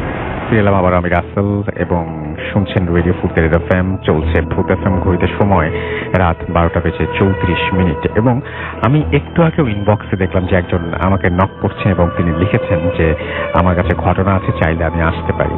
আমি একটু রিকোয়েস্ট করব যে আমাদের যে পেজটা রয়েছে সেই পেজ থেকেও কিন্তু ডিরেক্ট ইমেল করা যায়। একটা বাটনই আছে রাইট সাইডে দেখবেন ডান দিকে, এবং সেখানে লেখা আছে সেন্ড ইমেল। তো ওইখানে যে আপনি ইমেল সেন্ড করতে পারেন। ঠিক একইভাবে আমাদের জন্য ইমেইলে ঘটনা পাওয়াটা সবচেয়ে বেশি কনভিনিয়েন্ট এবং আমরা সবচেয়ে বেশি কানেক্টেড থাকি ইমেইলেই। সো আমি রিকোয়েস্ট করব, এটা আমার রিকোয়েস্ট, যে আপনারা যদি ঘটনা পাঠান তাহলে সেটা ইমেইলেই পাঠাবেন এবং আশা করব যে আপনাদের পাঠাতে তেমন কোনো সমস্যা হবে না। তো আমি দেখতে পাচ্ছি যে অনেকেই অলরেডি আমাকে লিখছেন, যেমন শাহিন আলম আমাদের লিখেছেন happy new year, happy new year ভূত এফএম, অ্যান্ড তিনি আমাদের সাথে আছেন। তানভীর তাহমিদ তিনি আমার সাথে লিখেছেন যে হ্যাপি নিউ ইয়ার রাসেল ভাই, অ্যান্ড ভূত এফএম কমিউনিটিকেই তিনি জানিয়েছেন নতুন বছরের শুভেচ্ছা, এবং তিনি খুলনা থেকে শুনছেন এবং ভয় পাওয়ার জন্য তিনি ওয়েট করছেন। তার মানে বেশ আগে এই কমেন্টটি তিনি করেছিলেন। আমি দেখতে পাচ্ছি যে আমাদের এখানে সাব্বির আহমেদ আছেন, আমাদের সাথে আছেন দেখতে পাচ্ছি হুসাইন আহমেদ, এবং আমাদের সাথে আছেন দেখতে পাচ্ছি আরো অনেকেই, এবং রেডিও ফুর্তির পেজ, ভূত এফএমের পেজ, এই দুটো মিলিয়ে অসংখ্য মানুষ আজকে আমাদের এখানে যোগ দিয়েছেন এবং অসংখ্য মানুষ আমাদের সঙ্গে আছেন। পরিমল কুমার পল আমাদের সাথে আছেন। আমি পড়ছি আমাদের যে ভূত এফএমের পেজটা রয়েছে সেখান থেকে। হাসান আল ইমরান আমাদের সাথে আছেন, আমাদের সাথে আছেন শাহরিয়ার হাসান সাকিব আছেন, আমাদের সাথে মুশাইল আহমেদ, এবং তিনি জানিয়েছেন আই লাভ ভূত এফএম। আমাদের সঙ্গে আছেন তুষার সুফল এবং তিনি লিখেছেন যে আই লাভ ভূত এফএম, অলওয়েজ সাথে আছে। সন্দীপ ধারা আমাদের সাথে আছেন। আই লাভ ভূত এফএম অলসো। আর আমাদের সাথে আছেন দেখতে পাচ্ছি নন্দিতা আফরোজ লায়লা, এবং তিনি রেডিও শো শুধুমাত্র ভূত এফএমই শোনেন এবং নিউ ইয়ারের শুভেচ্ছা জানিয়েছেন সবাইকে। এমডি ইয়াসিন হুসাইন আমাদের সঙ্গে আছেন। আমাদের সাথে আছেন এমডি সাব্বির হুসাইন, আমাদের সঙ্গে আছেন আনামুল হক এবং তিনি চিটাগং থেকে শুনছেন। আমাদের সঙ্গে আছেন প্রদীপ কর্মকার, তিনি আছেন আমাদের সঙ্গে নতুন বছরের শুভেচ্ছা জানিয়েছেন। ইমরান হুসাইন ইমরান আমাদের সাথে আছেন। আমাদের সাথে আছেন শাহিম শেখ, আছেন আমাদের সাথে নির্ভয় আরডি নীর, এছাড়াও আছেন এমডি রেশাদ খান এবং আফনান ভাইকে তিনি হ্যাপি নিউ ইয়ার জানিয়েছেন, নতুন বছরের শুভেচ্ছা জানিয়েছেন। আমাদের সঙ্গে রক রায়হান আছেন এবং তিনি ভূত এফএম লিখেছেন যে আই লাভ ভূত এফএম জাস্ট আউসম। আমাদের সঙ্গে আছেন দেখতে পাচ্ছি এমডি সাব্বির হুসাইন, লিখেছেন যে ভালো স্টোরি। আমাদের সাথে আছেন দেখতে পাচ্ছি মুন্না আহমেদ, এছাড়াও আমাদের সাথে আছেন ইয়ামিন ইলাম, সেকেন্ড স্টোরি আজকে বেস্ট যেটা আপনার ভাই বলেছেন তিনি সেটা জানিয়েছেন। আমাদের সঙ্গে আছেন পিঙ্কি সরকার, এছাড়া এমডি ওবায়দুল্লাহ শিকদার আমাদের সাথে আছেন। আমাদের সাথে আছেন দেখতে পাচ্ছি দীপক ধর, আছেন আমাদের সঙ্গে ফাহিম শাহিয়ার, এছাড়াও আমাদের সাথে আছেন আতিকুল ইসলাম আকাশ, টুম্পা খান আমাদের সঙ্গে আছেন এবং আমাদের সঙ্গে আছেন অপূর্ব মাহমুদ এবং আমাদের সঙ্গে আছেন দেখতে পাচ্ছি এছাড়াও অঙ্কন আছেন আমাদের সাথে দেখতে পাচ্ছি লতিফুর রহমান, আমাদের সাথে আছেন আরাফ মাহমুদ জাফর, আছেন আমাদের সঙ্গে দেখতে পাচ্ছি বর্ণহীন আশিক। অনেকেই আমি দেখতে পাচ্ছি যে আমাদের সাথে মেসেজ মানে ইনবক্সে ঘটনা পাঠাচ্ছেন। আমি বলবো যে ইনবক্সে ঘটনা পাঠিয়েন না, আপনি ইমেইল করে দেন, তাহলে সবচেয়ে বেশি সুবিধা হবে আমার এবং আপনার দুজনের জন্য। রানা আমাদের সাথে আছেন, আমাদের সাথে আছেন শিশির, লিখেছেন লাভ ইউ ভূত এফএম। আমরা আরো আপনাদের কমেন্ট পড়বো। তামিম ইসলাম রোমান আমাদের সাথে আছেন, শাহরিয়া সিফাত, শান্তির খোঁজে, নিশ্চুপ রাত্রি, মনির হুসাইন, আরিফিন শুভ, গোবিন্দ আমাদের সাথে আছেন। আমাদের সাথে আছেন মানিক হুসাইন, এছাড়াও আছেন আমাদের সাথে পোপ চৌধুরী, আমাদের সাথে আছেন মোহাম্মদ মুস্তাফিজুর রহমান, আহমেদ কাইয়ুম, এমডি দিন ইসলাম, ফয়সাল সরকার, নীল আকাশ, এমডি নাজমুল হিমেল, ঋত্বিক চন্দ্র দে, আমাদের সঙ্গে আছেন আলামিন হুসেন, এছাড়া আমাদের সঙ্গে আছেন সাব্বির হুসাইন, আফরা ইবনাত আমাদের সাথে আছেন দেখতে পাচ্ছি, এছাড়াও আরিফুর রহমান আছেন আমাদের সঙ্গে দেখতে পাচ্ছি, আরো অনেকেই। তো আপনি যদি থাকতে চান চলে আসুন আমাদের কাছে এবং আমাদের সাথে যোগ দিন। আমি চলে যাব আমাদের দ্বিতীয় অতিথির কাছে এবং আমাদের দ্বিতীয় অতিথি এসছেন তিনি ঢাকা থেকেই এবং তার কাছে আমরা তার একটি ঘটনা শুনে আসবো। আশা করছি যে এই ঘটনাটি আপনাদের ভালো লাগবে। চলুন শুনে আসি আমাদের দ্বিতীয় অতিথির ঘটনা। আপনার নামটা প্লিজ একটু বলবেন, কোথা থেকে এসছেন, তারপর আপনার ঘটনায় যাব। আসসালামু আলাইকুম রাসেল ভাই এন্ড ডিয়ার লিসেনার্স, সবাইকে শুরুতেই ইংরেজি নতুন বর্ষের শুভেচ্ছা। আমার নাম ইয়াসিন মাহমুদ সম্রাট, আমি এসেছি পুরান ঢাকা কলতাবাজার থেকে। তো ভাইয়া ঘটনায় চলে যাই প্লিজ। এই ঘটনাটা আমার একটা দুঃসম্পর্কের চাচু সেলিম চাচুর লাইফের ঘটনা। তো প্রথমে শুরু হয় তার ঘটনাটা প্রথমে শুরু হয় তার বিয়ের ঠিক 1 থেকে 2 মাস পরে সে চাচিকে বলতেছিল যে আমাদের এখানে রাতের বেলা তো নুপুর পরে হাঁটাহাঁটি করে, তুমি শুনলে ভয় পেও না। তো চাচি মনে করে হয়তো মজা করছে, ফান করছে, তো চাচু আর পরে কিছু বলে না। তো কয়েকদিন পরে চাচুর যে আব্বু মানে চাচির শ্বশুর, ওনার শরীর খারাপ হয় রাতের বেলা। তো রাত এখানে 3টা বাজে ওটা শ্বশুরের জন্য কিচেনে স্যালাইন বানানোর জন্য চাচি যায়, ঘরোয়া স্যালাইন। তো হঠাৎ করে চাচি শুনতে পায় দৌড়ে কে জানি পায়ের উপর পড়া সিঁড়ি দিয়ে আস্তে আস্তে উপরে উঠছে। আওয়াজটা খুবই স্পষ্ট ছিল। তো চাচি ভয় পেয়ে যায়, ভয় পেয়ে চাচুকে ঘুম থেকে উঠায়। ঘুম থেকে উঠেন, তো চাচু আসার পরে চাচুকে বলা, দেখেন আপনি শুনতে পান নাকি? কিছুক্ষণ অপেক্ষা করার পর চাচুও শুনতে পায়, হ্যাঁ নুপুর পড়া কে যেন উপর থেকে আবার নিচে নামছে। তো চাচু আর দেখার মতো সাহস করেনি, তো চাচিকে নিয়ে ভিতরে চলে যায় কিচেন থেকে। তখন চাচু চাচিকে বলে এটার শুরু হয় কবে থেকে। ঠিক তাদের বিয়ের কয়েক বছর আগে চাচুর বয়স যখন 14 কি 15, তখন চাচু শুয়ে আছে তার ঘরে। তার একটা অভ্যাস, সে জানালা খুলে ঘুমায়। আর তাদের জানালার পিছনে ছিল ঝোলপাড়, পুরান ঢাকাতে ঝোলপাড় বলে, মানে ড্রেনেজ, বড় ড্রেনেজ গুলো। তো হঠাৎ করে রাতের বেলা কে যেন চাচুর মানে খোলা জানলার মধ্যে ছোট ছোট ইট মারছে। চাচু যখন বলে কে, শব্দ করে বলে কে, কিছুক্ষণ বলার পরে 10 ইঞ্চির যে ইটাগুলো আছে না বড় ভাই রাসেল ভাইয়া, কেউ যদি 10 ইঞ্চির ইটা রাত 3টা 2:30 দিকে জানালার মধ্যে মানে কি পরিমাণ শব্দ হতে পারে, অনেক ধাম করে আওয়াজ হয়েছে। তখন তো চাচুর তখনও বুঝে নেই প্যারানর্মাল কিছু একটা, তো চাচু চিল্লাচিল্লি করে তো লাইট টাইট জ্বালায়, সাথে সাথে টর্চ লাইট জ্বালায় গলিতে মানে দেখে কিছুই নেই। তখন চাচু মনে হয় না এটা তো সাধারণ ব্যাপার না, চাচু আশা না দেখে জানলাটা লাগিয়ে আবার শুয়ে পড়ে। ঠিক কিছুক্ষণ পর লোহার রড দিয়ে কেউ যদি জানালার মধ্যে সজোরে বাড়ি মারে, যে আওয়াজটা হবে জানলার বাড়ি মারলো তার জানলায়, চাচু আর খুলে নাই। তার কয়েকদিন পরে রাত 3টা বাজে চাচুর ওয়াশরুমে যাওয়ার খুব প্রয়োজন হয়, তো চাচু ওয়াশরুমে যাবে, তো এত কষ্ট করে 2টা গেট না, তাদের ওয়াশরুমটা ছিল মানে 2টা গেট ক্রস করে যেতে হতো পুরানা বাড়ি। তো বলে ওই 2টা গেট ক্রস না করে দাদুর ঘুম না ভাঙায় ঝোল পাশে বসলে এবারে ছোট কাজ ছিল, তো চাচু বসে ওয়াশরুমে কাজ করার জন্য, তো ঘুমের ঘোরেই সাইডে দেখে কি ঝোল পাড়ের সাইডে কি যেন একটা বসে আছে বউয়ের মতো। চাচু মনে করে ঘুমের ঘরে আছি কি নাকি দেখছি, তো চোখ 2টা ডলা দিয়ে আবার যখন তাকায় তখন দেখে যে না, পুরা ঘুমটা দেয়া একটা নতুন বউয়ের মতোই বসে আছে। তখন চাচু বলে রাত 2টা 2:30 সময় তো ভালো জিনিস জেনের সামনে পাশে বসে থাকবে না। চাচু ওই অবস্থায় কোনো মতে আবার তার ঘরে দৌড় দেয়। তো এই জিনিসটা এখনো তাদের পিছা ছাড়ে নেই। কয়েকদিন আগে চাচুর যে ছোট ভাই ছিল, তো তাদের ওই পুরানা বাসা এখন ভেঙে 6 তলা করা হয়েছে। তো হঠাৎ করেই ওয়াশরুমে যাবে, তো টাঙ্কিতে পানি নেই, তো ছোট ভাইকে পাঠায় যা উপরে যা 4 তলা না 5 তলার সুইচ, টাঙ্কির সুইচটা ছেড়ে দিয়ে আয়। তো মানে আনফরচুনেটলি 3 তলায় এই লাইট অফ ছিল, সিঁড়ি কোঠার 3 তলার লাইট অফ। তো দেখে কি সিঁড়ির মাঝখানে পুরা মাথার সব চুল নামিয়ে কে যেন বসে আছে, আর অনেক মানে শ্বাস নিচ্ছে, জোর জোরে শোনাই যাচ্ছিল। তো ও যে পিছে যাবে এই সুযোগটাও নেই, সামনে যাবে ওই সুযোগটাও নেই, জিনিসটা তার থেকে কিছুটা দূরে। তখন জিনিসটা বুঝতে পেরেছে যে তার সামনে আমাদের চাচু যে ছোট ভাই শিহাব ওর উপস্থিতি। জিনিসটা দেখে বাম হাত দিয়ে রেলিং এ এত জোরে একটা বাড়ি মারে, 1 তলা থেকে 6 তলার রেলিং এ আওয়াজ হয়। তো আওয়াজটা বাসার সবাই কম বেশি শুনতে পায়। তো কোনো মতে শিহাব দৌড়ে 1 তলায় যায়, তার ভাইকে বলে যে আওয়াজটা শুনছো? বলে হ্যাঁ শুনছি। তারপর সবাই উপর পর্যন্ত উঠে পরে আর কিছু দেখতে পায় না যে এরকম কিছু আছে তাদের উপরে। ওকে, এই ছিল ঘটনা, এখনো চলছে 2-1 দিন পর। ওকে, থ্যাংক ইউ সো মাচ। আপনার ঘটনার জন্য আপনাকে অনেক ধন্যবাদ। আমি দেখতে পাচ্ছি যে হুসাইন আহমেদ আমাদের সঙ্গে আছেন সম্পদ সরকার, আমি ফুর্তির পেজ থেকে পড়ছি। শ্রাবণী আমাদের সঙ্গে আছেন দেখতে পাচ্ছি।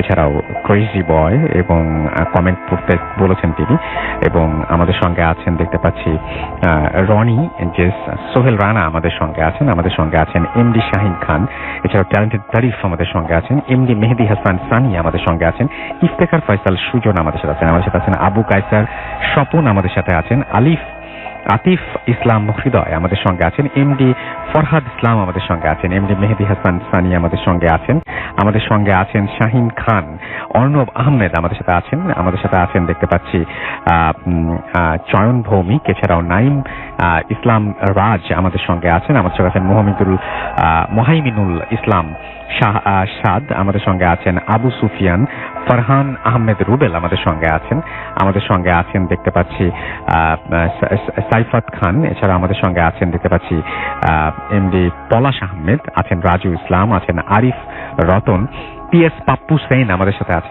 আছেন দেখতে পাচ্ছি সাব্বির রকি আমাদের সাথে আছেন, এমডি মেহেদি হাসান, জুবাইর হাসান আমাদের সাথে আছেন, বাপ্পি সিনিয়র আমাদের সাথে আছেন আশিকুর রহমান, এমডি তাইফ আহমেদ আমাদের সাথে আছেন MRH নীরব, এছাড়াও আছেন আমাদের সাথে চয়ন দেবনাথ, আছেন নাহিদ নাইমুল, রাকিব হাসান, আরিফুর রহমান জিতু, দুর্জয় বিশ্বাস, নাজমুস সাকিব ইমরান, জুনি শেখ, দুর্জয় সহ আরো অনেকে।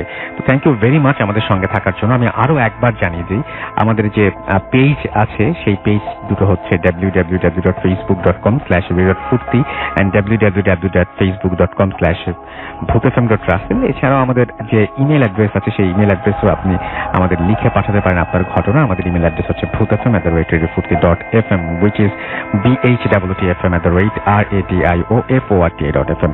সিঙ্গাপুর থেকে যেমন শুনছেন আমাদেরকে আমি পেয়েছি পেয়েছি, আমি হারিয়ে ফেলেছি লেখাটা। আবার ঠিক একইভাবে আপনারা কুড়িগ্রাম থেকেও শুনছেন, কেউ কমেন্ট করছেন, কেউ মেসেজ দিচ্ছেন, কিন্তু আছেন ভূত এফএম এর সাথে। আপনারা শুনছেন ভূত এফএম এর এই বছর 2019-এর ফার্স্ট এপিসোড। আমাদের সাথে আছেন আমাদের আজকের অতিথিরা এবং তারা তাদের ঘটনাগুলো আবারও শেয়ার করবেন কিছুক্ষণের মধ্যে। তার আগে আমরা যেটা করবো, একটা ছোট্ট বিরতি নেব এবং বিরতির পরে আমরা যেটা করব সেটা হচ্ছে যে আমরা একটা ঘটনা শুনে আসবো, যে ঘটনাটি একটা ইমেইল না, একটা অডিও ক্লিপ, এবং তারপরে আবারও ফিরে আসবো আপনাদের কাছে। সেই পর্যন্ত আমাদের সঙ্গে থাকুন। স্টে টিউনড টু রেডিও ফুর্তি এফএম এন্ড ডু ফুর্তি। FM. The night comes alive. বিশ্বাস করা না করাটা আপনার ব্যাপার।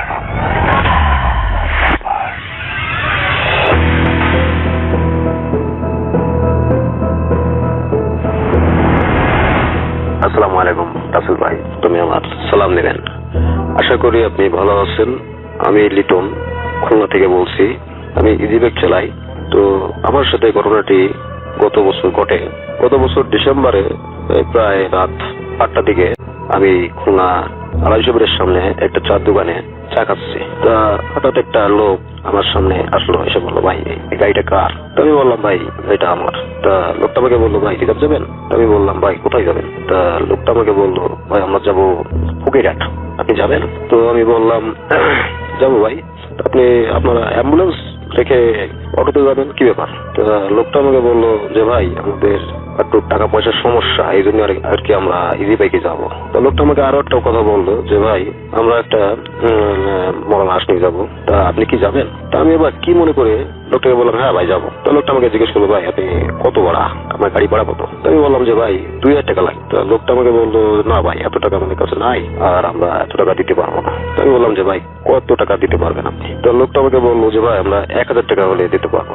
তো আমি বললাম যে, হ্যাঁ ঠিক আছে। তো লোকটা আমাকে বললো, আচ্ছা ঠিক আছে, আপনার গাড়িটা নিয়ে আমাদের এই 250 ভিতরে আসুন, হাসপাতালের ভিতরে আসুন। তো আমি গেলাম, এবার তাদের উঠালাম গাড়িতে, লাশটা উঠালাম, এবার তাদের নিয়ে রওনা করলাম। আমি যে সময় রওনা দিয়েছি সে সময় আনুমানিক রাত 9টা বাজে। এবার তাদের নিয়ে যখন রওনা করলাম, তারা 2জন পুরুষ 2জন মহিলা। তা সারা রাস্তা ধরেই তারা কান্নাকাটি করতেছে, আমি আমার মতো গাড়ি চালাচ্ছি। তা ফকিরহাট যে সময় আসলাম অনেক রাত। এবার ওখান থেকে আরো 15-20 কিলোর ভিতরে তাদের বাড়ি। তা গেলাম, তো তাদের বাড়ি এই তাদের লাশ নামালাম, তাদের লোকজন নামালাম, জিনিসপত্র নামালাম। এরপর লোকটা আমাকে গাড়ি ভাড়ার টাকা দিলে এবং বললো যে, ভাই আপনার যদি রাস্তায় কোনো সমস্যা হয় তাহলে আপনি আমাদের বাড়িতে থেকে যান, কালকে সকালে যান। আমি বললাম যে, না ভাই আমার বাড়ি যেতে হবে, যত রাত হোক আমার বাসায় যেতে হবে। তো আমি গাড়ি নিয়ে আবার রওনা দিলাম। বেশ অনেক দূর চলে আসছি। তা আমি গড়ির দিকে খেয়াল করলাম সে সময় রাত প্রায় 1টা-1:30 বাজে। যাক আমি আমার মতো চালাচ্ছি। তা যে এলাকায় গেছি ওই এলাকায় রাস্তায় কোনো আপনার রোড লাইন নাই, রাস্তায় একটা লোকও নাই, মানুষও নাই, রাস্তা একদম ফাঁকা। তা আমি আমার মতো গাড়ি চালাচ্ছি। হঠাৎ করে খেয়াল করলাম যে আমার গাড়ির পিছনে যে আপনার পাথর, ছোট ছোট পাথর, ইট মারতেছে, ঠাস করে শব্দ হচ্ছে। তো আমি পিছন দিকে ঘুরে তাকালাম, দেখলাম যে কাউকে দেখতে পাই না। তো যাক আমি একটু মনে মনে ভয় পাইছি। যাক আমি আমার মতো গাড়ি চালাচ্ছি। হঠাৎ কিছু দূর সামনে এসে দেখলাম একটা বড় একটা ডাল আমার গাড়ির সামনে পড়লো, মানে আমার ওই গ্লাসের সামনে পড়ে গ্লাসটা ভেঙে গেছে। তো আমি আর একটু ভয় পাইছি। এরপর আমি বইতে বইতে গাড়ি চালাচ্ছি খুব স্পিডে। যাক তাহলে আমি খুব স্পিডে গাড়ি চালাচ্ছি, এদিক ওদিক তাকাচ্ছি, কাউকে দেখতে পাচ্ছি না। বেশ কিছু দূর আসার পরে দেখলাম যে একদল লোক আপনার রাস্তার পাশে আপনার ওই কবর খুঁজতেছে। দেখলাম একটা খাটলা রয়েছে, একটা লাশ সাদা কাপড়ে ঝুলানো। আমি ওখানে যে গাড়িটা থামালাম, থামায় জিজ্ঞেস করলাম, ভাই কিভাবে মারা গেল? তখন ওরা বলতেছে, ভাই এই লোকটা অনেকদিন অসুস্থ, এই জন্য মারা গেছে। তো যাত্রা ওই জানালাটা পড়লাম, দেখলাম সাইডে দেখে আমি লাশটার মুখটা দেখলাম যে হঠাৎ আমি যে লাশটা ওই বাড়িতে পৌঁছে দিলাম সেই লাশটার চেহারা এই লাশের চেহারা একদম পুরো হুবাহু এক। আমি একটা লোকে জিজ্ঞেস করলাম, ভাই এই লাশটার ঠিকানা কোথায়? তা বললো যে অমুক জায়গায়, মানে যে লাশটা আমি ওই ফকিরহাট পৌঁছাই দিয়েছি সেই একই ঠিকানা বলতেছে। তা আমি তাকে বললাম যে, ভাই এই লাশটা তো আমি এই ঘন্টা 2 আগে পৌঁছাই দিয়ে আইছি ওনাকে বাড়ি আমার গাড়ি দিতে, এখানে আসলো আপনারা নিয়ে আসলেন কেমনে? তা ওনারা বললো যে, ভাই মানে ওনারা সবাই আমার দিকে তাকায়, কেমন একটা অবাক চোখে তাকায় আছে আমার দিকে, এবং সবাই একে অপরের দিকে মানে কানে কানে কিরকম ফিসফিসে কথা বলছে, আমি শুনতে পাচ্ছি না, ঠিক আছে। যে একটা লোক আমার পাশে আসলো, এসে বললো যে ভাই এই রাস্তা আপনি যেতে পারবেন না, এই রাস্তায় সমস্যা, আপনি যাবেন কোথায়? আমি বললাম যে ভাই আমি খুলনায় যাবো। তা লোকটা আমাকে বললো যে ভাই আপনি খুলনা যদি যেতে চান তাহলে পাশের একটা রাস্তা আছে, এই রাস্তাটা খুব তাড়াতাড়ি যেতে পারবেন, এই রাস্তা ধরে চলে যান। আমি চিন্তা করলাম রাত তো অনেক হয়ে গেছে, তাহলে সহজ রাস্তা দিয়ে যাই, তাহলে আমার তো বাড়ি যেতে হবে, তাড়াতাড়ি যেতে হবে। আমি সহজ রাস্তা ধরে গেলাম। হঠাৎ কিছু দূর আসার পরে আমার কি করে আমার লুকিং গ্লাসে চোখ চলে গেল। দেখলাম যে ওই যে লোকগুলো দেখলাম যে কবর খুঁজতেছে, ওই লোকগুলোই আমাকে লম্বা লম্বা দা নিয়ে আমাকে দাবড়াচ্ছে। তো আমি খুব ভয় পেয়ে গেলাম, আমি খুব স্পিডে গাড়ি চালাচ্ছি। হঠাৎ করে আমার পিসের সাথে যেন একটা ঘায়ে লাগলো, আমি অজ্ঞান হয়ে গেলাম। পরের দিন আমি দেখলাম যে আমি একটা পারিবারিক কবরস্থানে শুয়ে আছি এবং আমার আজকে বাড়িতে অনেক লোকজন দাঁড়িয়ে আছে। সবাই আমাকে জিজ্ঞেস করলো যে বাবু কি হয়েছে তোমার? তো আমার রাত্রে যে ঘটনাটা থাকে তাদের সবাইকে বললাম। তো তারা সবাই বললো যে তুমি যেখানে শুয়ে আছো এখানে পারিবারিক একটা কবরখানা আছে, এবং রাত্রেবেলা আমাদের এখানে সন্ধ্যার পরে কেউ রাস্তায় হাঁটাচলা মানে কোনো জায়গায় যায় না, কারণ এখানে এই পারিবারিক কবরখানা এছাড়া রাত্রেবেলা ওই বদজেন আছে, তারা এখানে ঘোরাফেরা করে। ওই সাধারণ মানুষ দেখলে ঠিক আছে অনেক ক্ষতি অথবা বিপদে ফেলায়, এজন্য ভয়তো আমরা কেউ এই সন্ধ্যার পর আমরা কেউ বাইরে বেরোই না। যাক, তারা এরপর আমাকে ট্রিটমেন্ট করালো এবং আমি কোন রকম সুস্থ হয়ে আমি বাড়ি চলে আসলাম। এরপর আমি প্রায় 1 সপ্তাহ অসুস্থ থাকি, পরে অনেক কবিরাজ ডাক্তার দেখায় অনেক কষ্ট সুস্থ হয়েছি। এই ছিল আমার গল্প। রাসেল ভাই, আসসালামু আলাইকুম। Hood FM. The night comes alive. বিশ্বাস করা না করাটা আপনার ব্যাপার।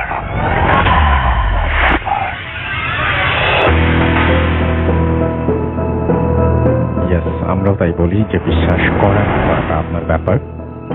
এবং ভূত এফএম মানেই অনেক অনেক আনন্দ, অনেক অনেক ভয় এবং অনেক অনেক উত্তেজনা। পুরোটা সপ্তাহ যেমন আপনারা অপেক্ষা করেন, ঠিক একইভাবে আমি নিজেও অপেক্ষা করি যে কিভাবে সাজাবো আজকের ভূত এফএম।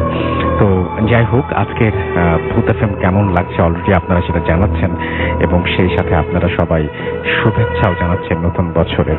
আশা করছি যে আমরা 2019 থেকে 2020 পর্যন্ত আমরা একটা চমৎকার বছর, আপনাদের আরো একটা চমৎকার বছর উপহার দিতে পারবো যদি আপনারা সাথে থাকেন। এবং সেজন্য চাই আপনাদের কাছ থেকে অনেক অনেক অনেক অনেক ঘটনা, এবং সেজন্য আরো একবার আপনাদের জানিয়ে দিতে চাই আমাদের ইমেল অ্যাড্রেসটা। আমাদের ইমেল অ্যাড্রেস হচ্ছে bhutfm@radio50.fm, which is bhwtfm@radio.fm। আপনার নাম, ঠিকানা এবং ফোন নাম্বার সহ আপনার জীবনে ঘটে যাওয়া বা আপনার জানা সেরা ঘটনা লিখে পাঠিয়ে দিন আমাদের কাছে। ঘটনার শুরুতে অবশ্যই উল্লেখ করুন যে ঘটনাটি আপনি স্টুডিওতে এসে শেয়ার করতে চান, নাকি আপনি চান আপনার ঘটনা আমরা পড়ে শোনাই। যারা দেশের বাইরে রয়েছেন তারা সরাসরি অডিও ক্লিপ পাঠিয়ে দিতে পারেন বা লিখেও পাঠাতে পারেন ঘটনাটি। এখন যেটা করব সেটা হচ্ছে আমরা আবারও কিছু মেসেজ পড়ে ফেলি, কমেন্ট পড়ে ফেলি। আমাদের সাথে দেখতে পাচ্ছি আইফুর রহমান জিতু আছেন, মানিক হুসাইন আছেন, আমাদের সঙ্গে দুর্জয় আমাদের সঙ্গে আছেন, নাজমুস সাকিব ইমরান আমাদের সাথে আছেন। দেখতে পাচ্ছি আরো অনেকেই আমাদের যে ভূত এফএমের পেজটা সেখানে আলামিন সরকার আছেন, মিজানুর রহমান আছেন, এম রহমান সিমন আমাদের সাথে আছেন, HS আলিফ আমাদের সাথে আছেন, শাকির রাজ কুমার আছেন আমাদের সাথে আছেন MD রাতুল খান, শাহজালাল জুন্নুন আমাদের সঙ্গে আছেন। এবং আজকে সবাই স্টোরির প্রশংসা করছেন এবং ক্রেডিটটা আসলে আমি একেবারেই আপনার ভাইকে না দিয়ে পারছি না। তিনি চমৎকার স্টোরি নিয়ে এসছেন এবং সেকেন্ড যে স্টোরিটা, সেই স্টোরিটাও আশা করছি আপনাদের ভালো লাগবে। চলুন শুনে আসি আপনার ভাইয়ের কাছ থেকে আফরান ভাইয়ের সেকেন্ড স্টোরি। আফরান ভাই। থ্যাংক ইউ রাসেল ভাই, আমাকে আবার সুযোগ দেওয়ার জন্য। আসলে আবারও রাসেল ভাই বলছি যে আসলে আমার কিছুই কোনো ক্রেডিট নাই, সকল ক্রেডিট যারা সংগ্রহ করে দেন তাদেরকে। আমি হয়তো বা খুব কমই পরিশ্রম করি, ওরা আসলে পর্দার অন্তরালেই থেকে যায়, এই জন্য সকল ধন্যবাদটুকু ওদেরই প্রাপ্য। এবং আপনি আমাকে সুযোগ দেন আসার জন্য, এই জন্য আপনাকে স্পেশালি থ্যাংকস। রাসেল ভাই, এখন যে ঘটনাটা আমি শেয়ার করব এটা আমাদের রাজবাড়ী জেলার কালুখালী অঞ্চলের ঘটনা। এটা তো ঘটনাটি রাসেল ভাই, মূল ঘটনায় যাওয়ার আগে আমি কয়েকটা বিষয় বলবো। সেটা হচ্ছে যে কালুখালী যে অঞ্চলটা, এটা একটা সময় খুবই ব্যাকওয়ার্ড একটা এলাকা ছিল। বর্তমানে কালুখালী রাজবাড়ীর উপজেলা একটি, কিন্তু এটা রাজবাড়ীর মানে হওয়া সর্বশেষ উপজেলা কালুখালী এবং সবচেয়ে ছোট একটি উপজেলা। কালুখালীতে অসংখ্য মানে ঝোপঝাড় জঙ্গল আছে এবং অনেক ভয়ঙ্কর ঘটনা ওই এলাকাগুলোতে ঘটে। আমি এর আগেও বেশ কয়েকটা জায়গায় নিজে দেখে এসেছি এবং আমি কয়েকটা ঘটনা শেয়ারও করেছি স্পেশালি রাসেল ভাই কালুখালীর ওই রুটটাতে যারা স্পেশালি ওই যে ইসে যান কুষ্টিয়া বা দর্শনের ওদিকে যারা গাড়ি চালান রাতের বেলা বা মানে ট্রাক স্পেশালি ট্রাক চালক যারা, তো ওনারা প্রায়শই কিন্তু অনেক ভয়ঙ্কর ভয়ঙ্কর মানে ঘটনার সম্মুখীন হন। যেমন ট্রাক নিয়ে যাচ্ছে, হঠাৎ করে দেখা যাচ্ছে যে বিশাল একটা মাথা রাস্তার মাঝখানে, মানে চুল ছড়ানো, মাথার মাঝখানে সিঁদুর, এরকম মানে অনেক ভয়ঙ্কর ঘটনা প্রতিনিয়ত ঘটে। এটা তার মানে সচরাচর হয়েই থাকে এবং সচরাচর সবাই হয়েই মোটামুটি থাকে। দেখেই থাকে। এখন যদি কোনো মানে যারা পরিবহন চালান, যদি কেউ শুনে থাকেন ওই রুটে চালিয়েছেন, অভিজ্ঞতা আছে, তারা আমার সাথে একমত হবেন যে হ্যাঁ তারা ওই বিষয়গুলো তাহলে আমি চাইবো যারা পরিবহন যারা চালান তাদেরকে আমি মানে চাইবো যে সেটা হচ্ছে বাস, ট্রাক, মাইক্রো বাস বা যেটাই হোক না কেন, বা অ্যাম্বুলেন্স যেটাই হোক না কেন, আপনারা কাইন্ডলি এই রোডের সাথে যদি পরিচিত হয়ে থাকেন তাহলে অবশ্যই অবশ্যই রেসপন্স করবেন এবং অবশ্যই অবশ্যই আমাদের লিখে পাঠাবেন আপনার জীবনের ঘটনা। আমরা সেটা ইনশাল্লাহ পড়ে শোনাবো, আপনি সরাসরি অডিও ক্লিপ করেও পাঠাতে পারেন। তো আমরা চলে যাই আবার আপনার ভাইয়ের কাছে। আসলে ভাই এই ঘটনাটির এলাকাটা কালুখালী, বাট গ্রামের নামটা হলো হরিণধারা। আচ্ছা। তো হরিণধারা গ্রামে মানে ওখানে একজন আমরা যেটাকে বলি গাছি, যেমন ওই আপনার শীতকালে খেজুর গাছ থেকে রস সংগ্রহ করে, রস সংগ্রহ করে সেটা সেই রসটা আবার জাল দিয়ে সেটা গুড় বানান, সেগুলো আবার বাজারে বিক্রি করেন। আবার এই সিজনটা শেষ হয়ে গেলে তারা আবার কৃষি কাজ করেন। মানে দেখা যাচ্ছে ওই নির্দিষ্ট একটা সময় তারা এই গাছ থেকে রস সংগ্রহ করেন। আমরা তাদেরকে স্থানীয় ভাষা আর কি গাছি বলি আর কি। তো সবুর মিয়া নামক একজন গাছির ঘটনা আমি এখন শেয়ার করব। ঘটনাটি আসলে অনেক আগের 60-এর দশকের ঘটনা, এক্সাক্ট সনটা বলতে পারবো না, তবে আমি যতটুকু শুনেছি মানে এই 63, 65, 66 এরকম সালের, এই জন্য আমি বললাম যে 60-এর দশকের ঘটনা এটি, অনেক আগের ঘটনা এটা। তো ঘটনাটি ওনার সঙ্গে ঘটেছিল। উনি যেহেতু গাছে ছিলেন, যে কাজটা করতেন, ওনার নিজস্ব ওরকম কোনো সহায় সম্পত্তি ছিল না, খুব দরিদ্র মানুষ ছিলেন উনি। তো যাদের খেজুর গাছগুলো রয়েছে, তো এই খেজুর গাছগুলো থেকে রস সংগ্রহ করার দায়িত্বটা ওনার উপরে পড়তো এবং রস সংগ্রহ করার পরে অর্ধেকটা উনি ওনার জন্য রেখে দিতেন এবং বাকি অর্ধেকটা মালিককে দিয়ে দিতেন। এবং ওনার জন্য যতটুকু হয় সেগুলো এক জায়গা করে অনেক রসই হতো, সেগুলো জাল দিয়ে গুড় তৈরি করে আবার বাজারে বিক্রি করতেন। এটা ছিল তার পেশা।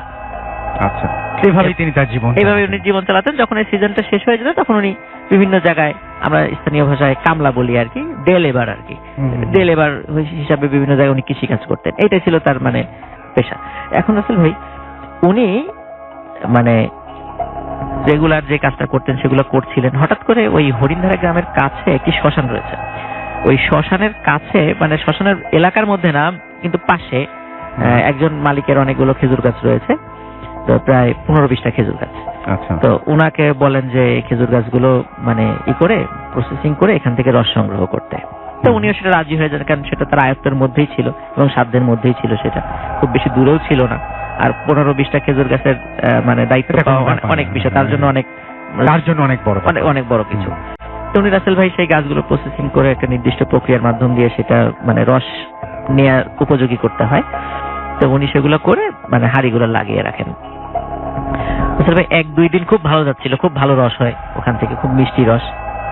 কিন্তু 4-5 দিন যাওয়ার পর উনি একদিন গেছেন রস সংগ্রহ করতে ভোরবেলা, দেখে একটা হাড়িতেও রস নেই। তো তখন উনি সন্দেহ করেছেন গ্রামে এরকম দুষ্টু ছেলেপেলে থাকে যারা এরকম রাতের বেলা হাড়ি থেকে রস চুরি করে খায়, হয়তো বা এরকম কিছু হতে পারে, এটা নিশ্চয়ই চোরের কাজ। তো উনি দেখেন যে প্রায় প্রতিদিনই ওই ঠিক শ্মশানের ধারের ওই 15-20টা খেজুর গাছে রস নাই। আচ্ছা। তখন উনি আবার পরীক্ষা করে দেখেন যে আসলে কি রস পড়েছে রাতের বেলা। দেখুন উনি পরীক্ষা নিরীক্ষা করে দেখেন হ্যাঁ রস রাতের বেলা পড়েছে, সেই প্রমাণও আছে, কিন্তু হাড়ির মধ্যে কোনো রস নেই।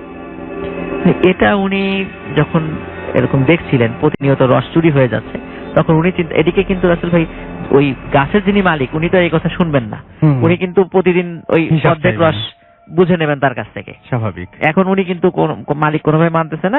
মালিক শেষে বললো যে ঠিক আছে তাহলে তুমি পাহারা লাগাও, দায়িত্ব তোমার, তোমাকে দায়িত্ব দিয়েছে, দায়িত্ব তোমার।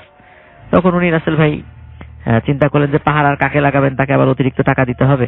উনি নিজে চিন্তা করলেন আমি নিজেই পাহারা দিব, নিজেই পাহারা দেওয়ার মানে চিন্তা করলেন রাসেল ভাই। উনি রাতের বেলা হাতে একটা বড় লাঠি নিয়ে, উনি হাতে একটা হারিকেন এবং বড় একটা লাঠি নিয়ে উনি পাহারা দেওয়া শুরু করলেন। এখন প্রথম দিন পাহারা দিয়েছে ভালো, কিন্তু ভোরে দেখে ঠিক একই অবস্থা রাসেল ভাই, হাড়িতে রস নেই। আর উনি চিন্তা করলেন যে নিশ্চয়ই সে যখন এই মাথা থেকে ওই মাথা গিয়েছে হাঁটতে হাঁটতে, তখনই মানে কেউ রস খেয়ে নিয়েছে বা রস পেরে নিয়ে চলে গেছে, অন্য হাড়িতে ঢেলে নিয়ে চলে গেছে। উনি এটা মনে করছেন যে না, আরো ভালো করে পাহারা দিতে হবে। আচ্ছা। পরের দিন রাসেল ভাই পাহারা দিলে একই অবস্থা, উনি পাহারা দেওয়ার পরেও রস নাই হাড়িতে। আচ্ছা। তৃতীয় দিন রাসেল ভাই যখন পাহারা দিচ্ছিলেন, তখন হঠাৎ, ওই দিন আবার চাঁদের আলো ছিল, তখন ওনার মনে হলো যে গাছ বেয়ে একটা কালো ছায়া উঠে যাচ্ছে উপরের দিকে। আচ্ছা। তখন উনি চিন্তা করলেন যে হ্যাঁ, এইবার আজকে চোর পেয়েছি, আজকে এটাকে ধরতে হবে। তখন উনি দৌড়ে ওই গাছের নিচে চলে গেলেন।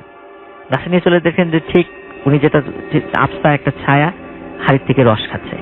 আচ্ছা। এবং উনি নিচ থেকে বললেন যে এই বেটা চোর, নিচে নেমে আয়, মানে যেভাবে আর কি বলার দরকার আর কি। তখন উনি তাকে বলছিলেন, কিন্তু উনি খেয়াল করলেন যে এই কথাটা বলার পরে ওই আবসা ছায়াটা এক লাফ দিয়ে প্রায় 15-20 হাত দূরের আরেকটা গাছের মাথায় চলে গেল। আচ্ছা। তখন উনি আবার কিন্তু এটা থেকে ভয় পান নাই। কি এই কারণে ভয় পান নাই, উনি জানতেন যে গ্রামাঞ্চলে অনেকে ব্ল্যাক ম্যাজিক করে খুব দ্রুত গাছে উঠতে পারে, গাছ থেকে নামতে পারে, এক গাছ থেকে আরেক গাছে যেতে পারে। উনি মনে করেছেন কোন দুষ্টু প্রকৃতির লোক ব্ল্যাক ম্যাজিক জানে, এই কারণে এই খুব সহজেই এই রস চুরি করে চলে যেতে পারছে এবং এক গাছ থেকে আরেক গাছে লাভ। উনি কোনো মানুষই মনে করেছেন। তো উনি যখনই যাই গাছের কাছে যান, দেখে যে সেই জিনিসটা লাভ দিয়ে আরেকটা গাছে চলে যায়।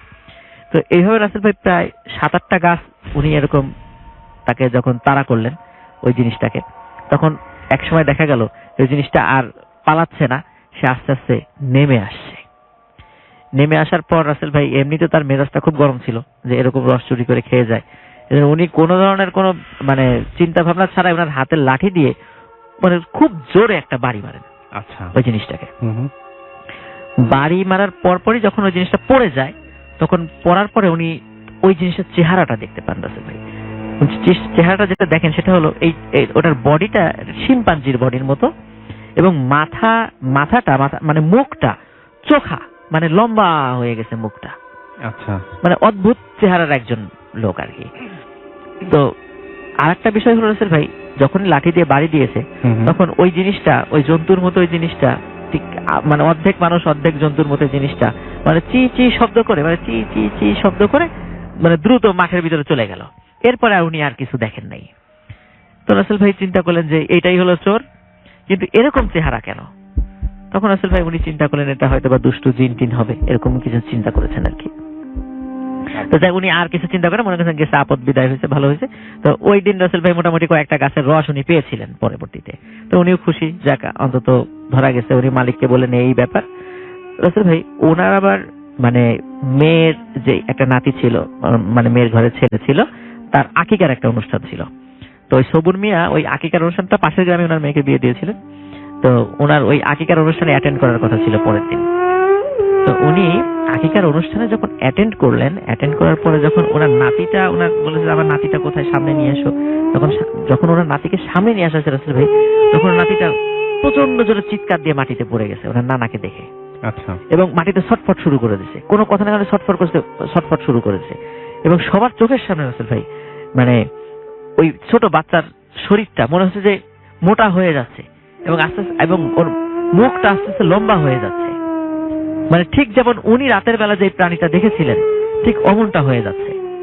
এই দৃশ্যটা দেখার পরে সবাই ভয় পেয়ে দৌড়ে চলে যায়। সবাই বলে যে ওকে জিনে ধরেছে, কেউ বলে যে এটা রাক্ষস হয়ে গেছে, এরকম মানে গ্রামের অনেক কুসংস্কার, সবাই এরকম খুব ভয় পেয়ে ছুটাছুটি শুরু করে দেয়।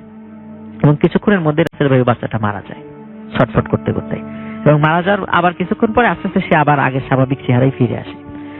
তো বাড়িতে শোকের মানে আনন্দের উৎসবটা একদম শোকে পরিণত হয়।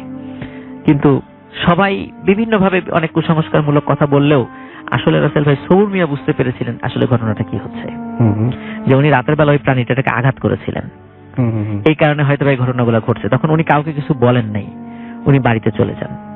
বাড়িতে চলে যাওয়ার পর রাসেল ভাই এরপরে সবুর মিয়ার সাথে ঘটনাটা ঘটা শুরু হয়।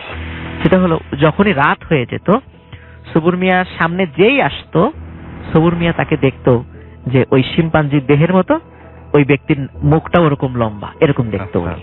এরকম দেখে চিৎকার চেঁচামেচি করতো যে এই সাপ তুই আমার সামনে থেকে সরে যা এরকম, এবং খুব ভয় পেত। একটা মানুষের সামনে যখন উনি এরকম আচরণ করতো তখন সবাই নিজে খুব বিব্রত হতো এবং বিরক্ত হতো। তো একসময় সবাই সবুর মিয়াকে পাগল বলে আখ্যায়িত করলো যে একদম পাগল হয়ে গেছে। বদ্ধ উন্মাদ, দিনের বেলা ভালো থাকে, রাতের বেলা ভালো, এই জন্য রাতের বেলা তাকে শিকল দিয়ে বেঁধে রাখতে হতো। আচ্ছা কিন্তু আসলে উনি সুস্থ মানুষ ছিলেন রাসেল ভাই। আচ্ছা আমরা হ্যালুসিনেশন বলি, যেটাই বলি, মানে মানে সায়েন্টিফিক ব্যাখ্যায় অ্যাকচুয়ালি আসলে এটা ছিল একটা প্যারানর্মাল ঘটনা। এরপর রাসেল ভাই যেটা হলো, রাতের বেলা মানে হুট করে ওনার মেয়ের, ওনার ছোট ছোট বাচ্চা ছিল, ওনার বাচ্চা মেয়ের যে ঘরে ঘুমায় থাকতো আর কি, ছেলে মেয়েরা, সেখানে একটা খট করে শব্দ হয়। তখন ওনার ওয়াইফ পাশের ঘর থেকে উঠে যখন ওখানে যান, তখন বলেন যে কি ব্যাপার, আমাদের মেয়ে ছোট জন কোথায় গেল? দরজা তো বন্ধ, ওয়াশরুমও তো বাইরে, যদি বাইরেও যায় তা তো ওয়াশরুম, আর ছোট মানুষ বাইরে গিয়ে তো ডাক দিয়ে যাবে, একা তো যাওয়ার সাহসই নেই, তবে দরজা বন্ধ সাথে সে কোথায় গেল? তখন রাসেল ভাই, এখন সবর মেয়ে তো শিকল দিয়ে বেঁধে রাখা হয়েছে, তখন তার শিকলটা খুলে দেখা বলে যে তাড়াতাড়ি তুমি খোঁজো এখন তোমার মেয়েকে। তখন রাসেল ভাই ওনারা হাজবেন্ড ওয়াইফ মিলে এবং গ্রামের অন্য লোকদেরকে ডাকে এবং ডেকে খোঁজা শুরু করে যে কোথায় আছে। রাসেল ভাই শেষ পর্যন্ত ওনার মেয়ের দেহটা ওই যে শ্মশানের পাশে যে খেজুর গাছ ছিল, সেই খেজুর গাছের উপর রক্তাক্ত অবস্থায় পাওয়া যায়, ওনার মেয়েকে মানে মেরে ফেলেছে আর কি। তো রাসেল ভাই এই যখন উনিও এরকম উন্মাদ অবস্থা, এই ঘটনার সলিউশনটা যেভাবে আমি সেখানে যাচ্ছি, সেটা হচ্ছে যে আমাদের ওই কালুখালী বা আমাদের রাজবাড়ী অঞ্চলে বেশ ওই সময়টাতে এবং এখনো একটা মানে পীরের একটা মানে অনেক ভক্ত আছেন, মানে হক্কানি পীরের ভক্ত আছেন আর কি। তো ওই সময় আরো অনেক বেশি ছিল আর কি।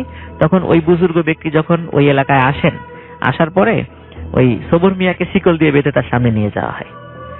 তখন সবর মিয়াকে দেখেই উনি বলেন যে বাবা, রাতের বেলা এরকম কোন জিনিস দেখলে হঠাৎ করে আঘাত করতে হয় না।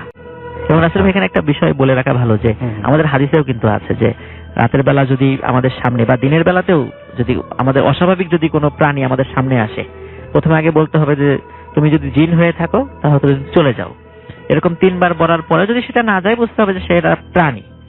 সে যদি ক্ষতিকারক হয় তাহলে তাকে আঘাত করা যাবে, এবং সে যদি 3 বার বলার পরে যদি সে চলে যায় তাহলে তাকে আর কোনো আঘাত করা যাবে না। আসলে সবুর মিয়া কিন্তু এই ধরনের কোনো কথা না বলে উনি কিন্তু তাকে গালিগালাজ করে, এবং একটা সময় তাকে যখন গাছ থেকে নেমে আসছিল, নেমে আসার পর সে কিন্তু আঘাত করেছিল, এবং আঘাতের প্রতিশোধ হিসাবেই কিন্তু এই ঘটনাগুলো ঘটেছিল। তাই জন্য আসলে ভাই রাতের বেলা চলার সময় কিন্তু আমরা এই ধরনের ঘটনার সম্মুখীন হতেই পারি, কিন্তু খুব সতর্কতার সাথে আমাদেরকে বিষয়গুলো হ্যান্ডেল করতে হবে। আসলে ভাই তারপরে ওই বুজুর্গ ব্যক্তির দোয়ার বরকতে সবুর মিয়া সুস্থ হয়েছিলেন, উনি অনেকদিন বেঁচে ছিলেন, ওনার নাতিপুতিরা এখনো জীবিত আছেন। তো এইটাই ছিল রাসূল ভাই ঘটনা। Thank you so much Afnan ভাই, অনেক অনেক ধন্যবাদ আপনাকে এবং আপনার রাজবাড়ির সমস্ত যে ভৌতিক টিম আছে তাদের সবাইকে অনেক অনেক ধন্যবাদ। তারা এত কষ্ট করে ঘটনা সংগ্রহ করেন আপনার জন্য, এবং সেগুলো আপনি ভূত এফএম এসে আমাদের সাথে শেয়ার করেন। পুরো ব্যাপারটাই একদম অন্যরকম, এবং অনেক অনেক শুভকামনা থাকলো নতুন বছরে আপনারা সবাই অনেক ভালো থাকেন, সেটাই প্রত্যাশা করব। এখন যেটা করব, আরো একটা ঘটনায় চলে যাব, এবং এটি একটা ইমেইল, যে ইমেইলটা আমি আপনাদের পড়ে শোনাতে চাই, এবং আশা করছি যে ইমেইলটা আপনাদের ভালো লাগবে। চেষ্টা করছি পড়ে শোনানোর মতো, যেভাবে লিখেছেন ঠিক সেভাবেই। আসসালামু আলাইকুম ওয়া রাহমাতুল্লাহি ওয়া বারাকাতুহু। রাসেল ভাইয়া, আপনি সর্বদা ভালোর দলে, তাই আর জিজ্ঞেস করলাম না কেমন আছেন। আমি ব্যক্তিগত কারণে আমার নাম গোপন রাখার অনুরোধ করছি। আমি থাকি শ্রমগেট, ঢাকা। স্টুডিওতে আসা আমার পক্ষে সম্ভব না, তাই অনুরোধ করছি ঘটনাটি আপনি পড়ে শোনালে খুশি হব। আমি ভূত এফএমের একজন নিয়মিত শ্রোতা। এই প্রথমবার লিখছি, তাই ভুল হলে ক্ষমার দৃষ্টিতে দেখবেন। ঘটনাটি ঘটে আমার চাচাতো বোনের সাথে। আমি তার মতো করেই বলছি। সাল 2012, মাস জুলাই। দিনটি ছিল রবিবার। আমি আর আমার হাজবেন্ড ঢাকার একটি ব্যস্ততম স্থানে একটি বিল্ডিং এ নতুন শিফট হই। সঙ্গত কারণে নাম উল্লেখ করলাম না। আমার হাজবেন্ড মুকিত একটি প্রাইভেট কোম্পানিতে জব করায় তাকে প্রায়শই রাতে লেট করে বাসায় ফিরতে হতো। সেদিনও তার অফিসে কাজের চাপ থাকায় সে অফিসে যায়। আমি আর আমার ছোট ভাই বাসায় সারাদিন নিজেরাই সব গোছানো শুরু করি। আমাদের একটি বেডরুম, সাথে বারান্দা, তার পাশে কিচেন রুম, আর কিচেনের পাশে ডাইনিং রুম ছিল। আর মেইন ডোর থেকে ঢুকেই হলো হল রুম বা ওপেন স্পেস। বিল্ডিং এর আশেপাশে অনেক বিল্ডিং আছে, কিন্তু একটি বিল্ডিং আন্ডার কনস্ট্রাকশন। তবে সেখানে কোনো কাজ চলছে না। সেটি আমার বেডরুমের পাশে। নতুন বাসায় উঠে সব ঠিকঠাক করতে করতে ক্লান্ত আমি সোফাতেই শুয়ে ঘুমিয়ে পড়লাম। হঠাৎ একটা শব্দে আমার ঘুম ভেঙে যায়। চোখ খুলে দেখি চারিদিক অন্ধকার। বুঝলাম কারেন্ট চলে গেছে, কিন্তু শব্দ এখনো আছে, এতটা তীব্র যে আমি ফোনের আলো জ্বেলেই খুঁজতে শুরু করলাম এর উৎস।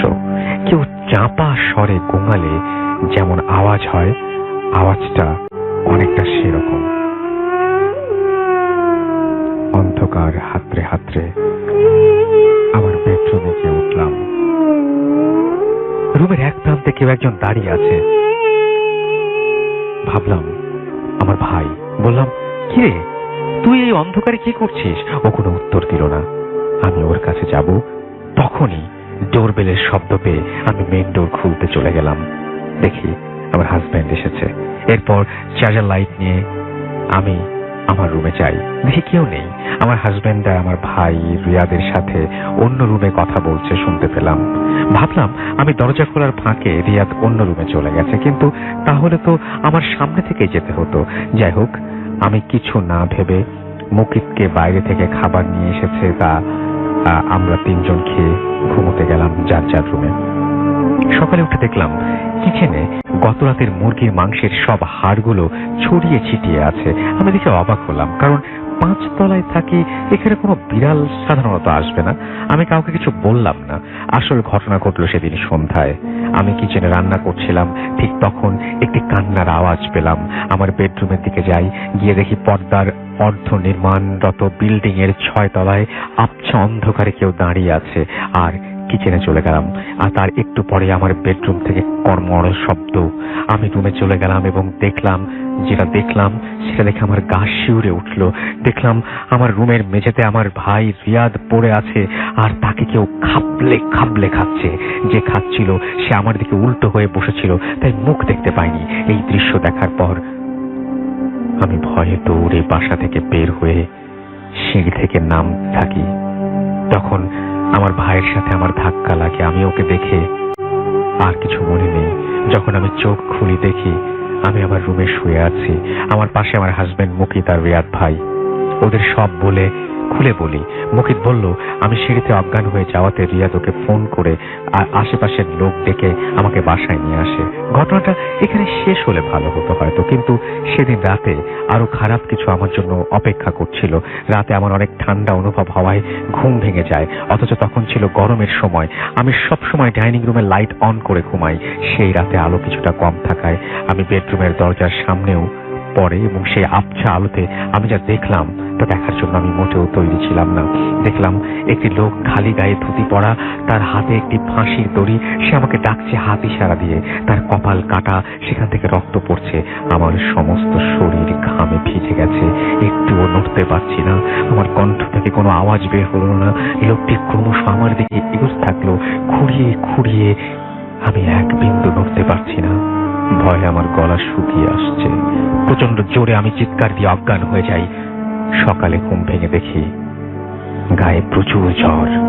আমার হাতের কবজিতে আঙুলের হালকা ছাপ। মনে হয় কেউ আমাকে টেনে বা জোরে শক্ত করে ধরেছিল। মুকিত আমার চিৎকারে ঘুম থেকে উঠে দেখে আমি অজ্ঞান। আমার ভাই আর মুকিত সারা রাত জেগে থাকে। আমি নাকি কিছুক্ষণ পর পর গোঙাচ্ছিলাম। সকালে আমার ঘুম ভাঙার পর এলাকার হুজুরকে আনা হয়। তিনি আমাকে পানি পড়া ও তাবিজ দিয়ে যান, আর বলেন পাশের বিল্ডিং এর কাজ 9 বছর ধরে বন্ধ। ওই বিল্ডিং এর মালিক নারায়ণ চন্দ্র লোনের টাকা পরিশোধ করতে না পেরায় এক রাতে 6 তলায় ফাঁস নেন, আর তখন থেকে খালি গায়ে শুধু ধুতি পরা ছিলেন তিনি। তারপর নাকি প্রায়শই মানুষ গভীর রাতে কান্নার আওয়াজ শুনতে পেত। কেউ কেউ দেখেছেও ধুতি পরা আর খালি গায়ে কে যেন হাঁটছে 6 তলায়। এরপর আমরা বাসা চেঞ্জ করার সিদ্ধান্ত নেই। তবে অন্যত্র যাওয়ার আগ অবধি আমি আর কিছু দেখিনি। মাঝে মাঝে গোঙানোর শব্দ পেলেও আমি আর ওই বিল্ডিং এর দিকে তাকাতাম না। সন্ধ্যায় আর রাতে কখনো একা থাকিনি। 9-10 দিনের মধ্যেই নতুন বাসা পেয়ে সেখানে চলে যাই। আমার হাতের হালকা ছাপের দাগটাও ছিল না আর। এরপর আমি আর কখনো কিছু দেখিনি বা শুনিনি। এই ছিল আমার বোনের ঘটনা। ভালো লাগলে পড়ে শোনাবেন। আমি পড়ে শোনালাম ঘটনাটি এবং আশা করছি আপনাদের ভালো লেগেছে।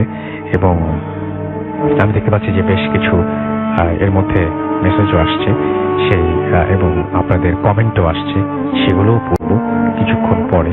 একটা ছোট্ট বিরতিতে যাব এবং বিরতির পর আবারও ফিরে আসবো। সেই পর্যন্ত আমাদের সঙ্গে থাকুন।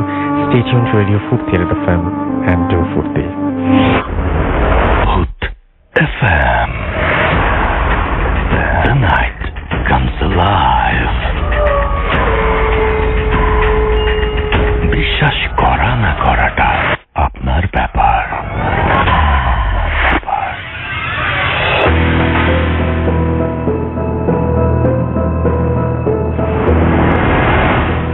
ঝিনাইদহের কোটচাঁদপুর থেকে আমি শামীম। আমার গ্রামের নাম তালসার। আর যে ঘটনাটি বলবো, এই ঘটনাটি ঘটেছে কোটচাঁদপুরের পাশে সাবদারপুর নামক একটি গ্রামে।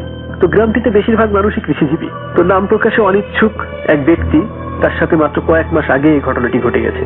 তো লোকটি ওই গ্রামের স্বনামধন্য চাষী। তার আবাদি অনাবাদি অনেক জমি আছে। তো এই সাবদারপুর রেল স্টেশনের পাশে তার কিছু অনাবাদি জমি ছিল। তো তার ইচ্ছে জাগলো যে সেখানে সে পেয়ারা বাগান করবে।